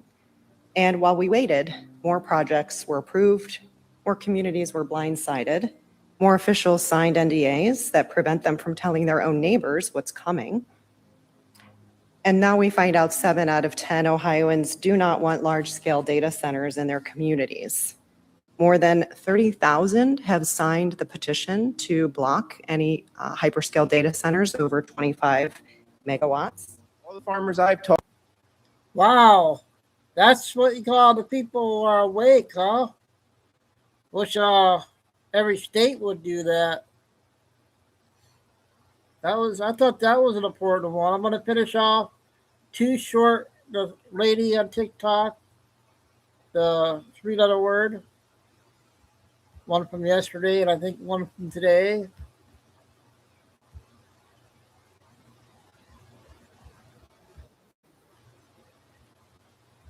First show tomorrow, I'm not sure.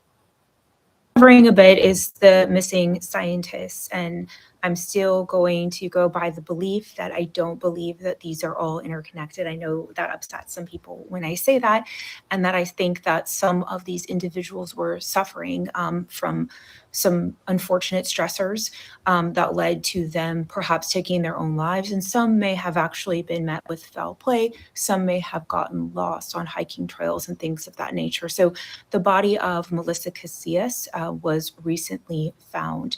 Her own family had said that she was under intense financial struggles and stress to the point that some of her wages were actually being garnished. They also have said that she did not have access to sensitive information, and that her duties didn't involve any of that kind of work. I sadly think that this all just sort of caught up with her, and a handgun was reported to have been found near where she was recovered, but obviously an autopsy is pending. I don't think that this is connected to sort of a wider issue.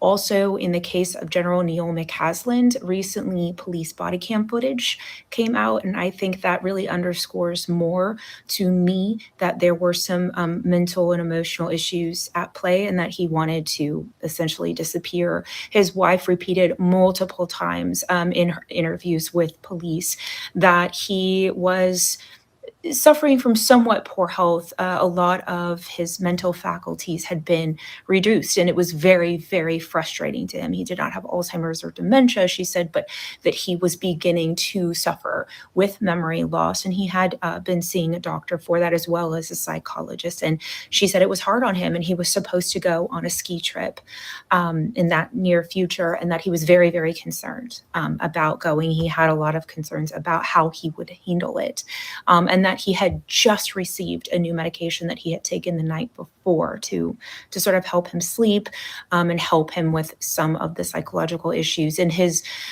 business partner, or partner that sat on a board with him, had dinner with him the night before, and she said that he hadn't been acting himself.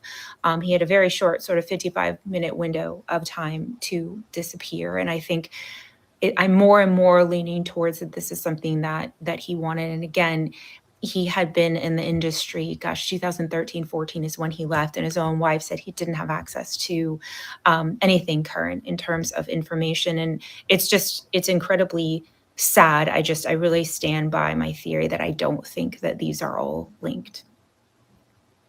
All right, a little bit of an update to something I've been covering a bit. Okay, important one there. One more, and the last one with her.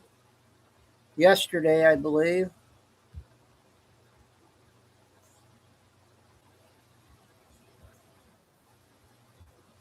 I don't think I played her yesterday.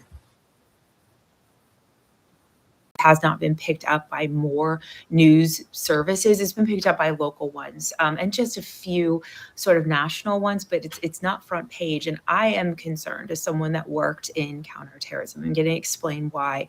So this occurred in two different manholes, one in Gravesend and one in Williamsburg in Brooklyn.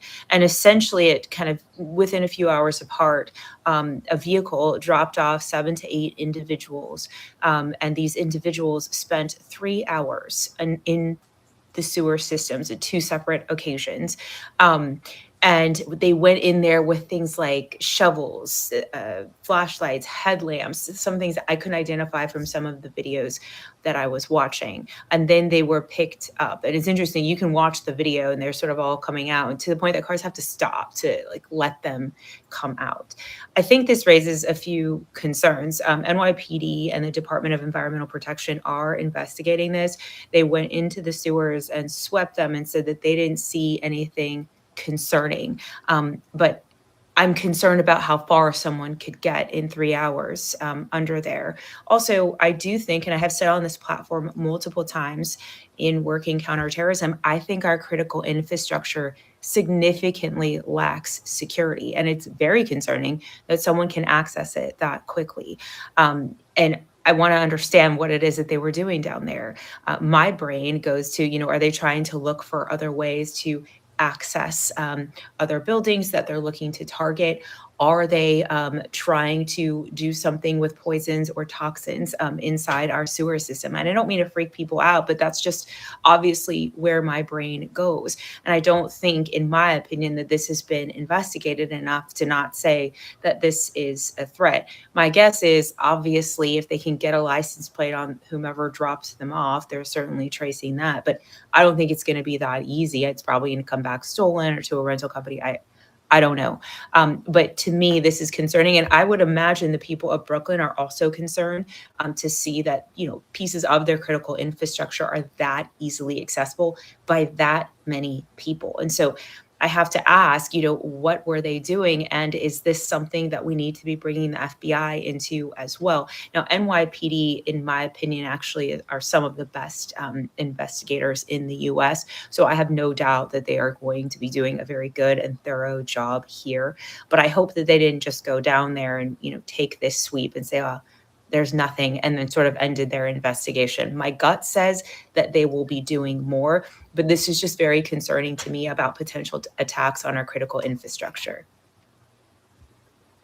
We need to talk about what's going on in Brooklyn. Okay, another word lady, our regular. So that's gonna wrap it up for only one show today. Tomorrow might be one or two. I don't know for the first show. All depends on what's going on tomorrow. So thank you, Maj, Kay, Lucy, Carol, Tim, and Michael, and prayers of your brother, Michael. God bless everybody. Remember, please hit the mic. Stay safe, stay strong, keep the faith. Never give up. Signing off for June 2nd. Chico and Dude. Okay, we'll say, everybody, love you guys. See you tomorrow.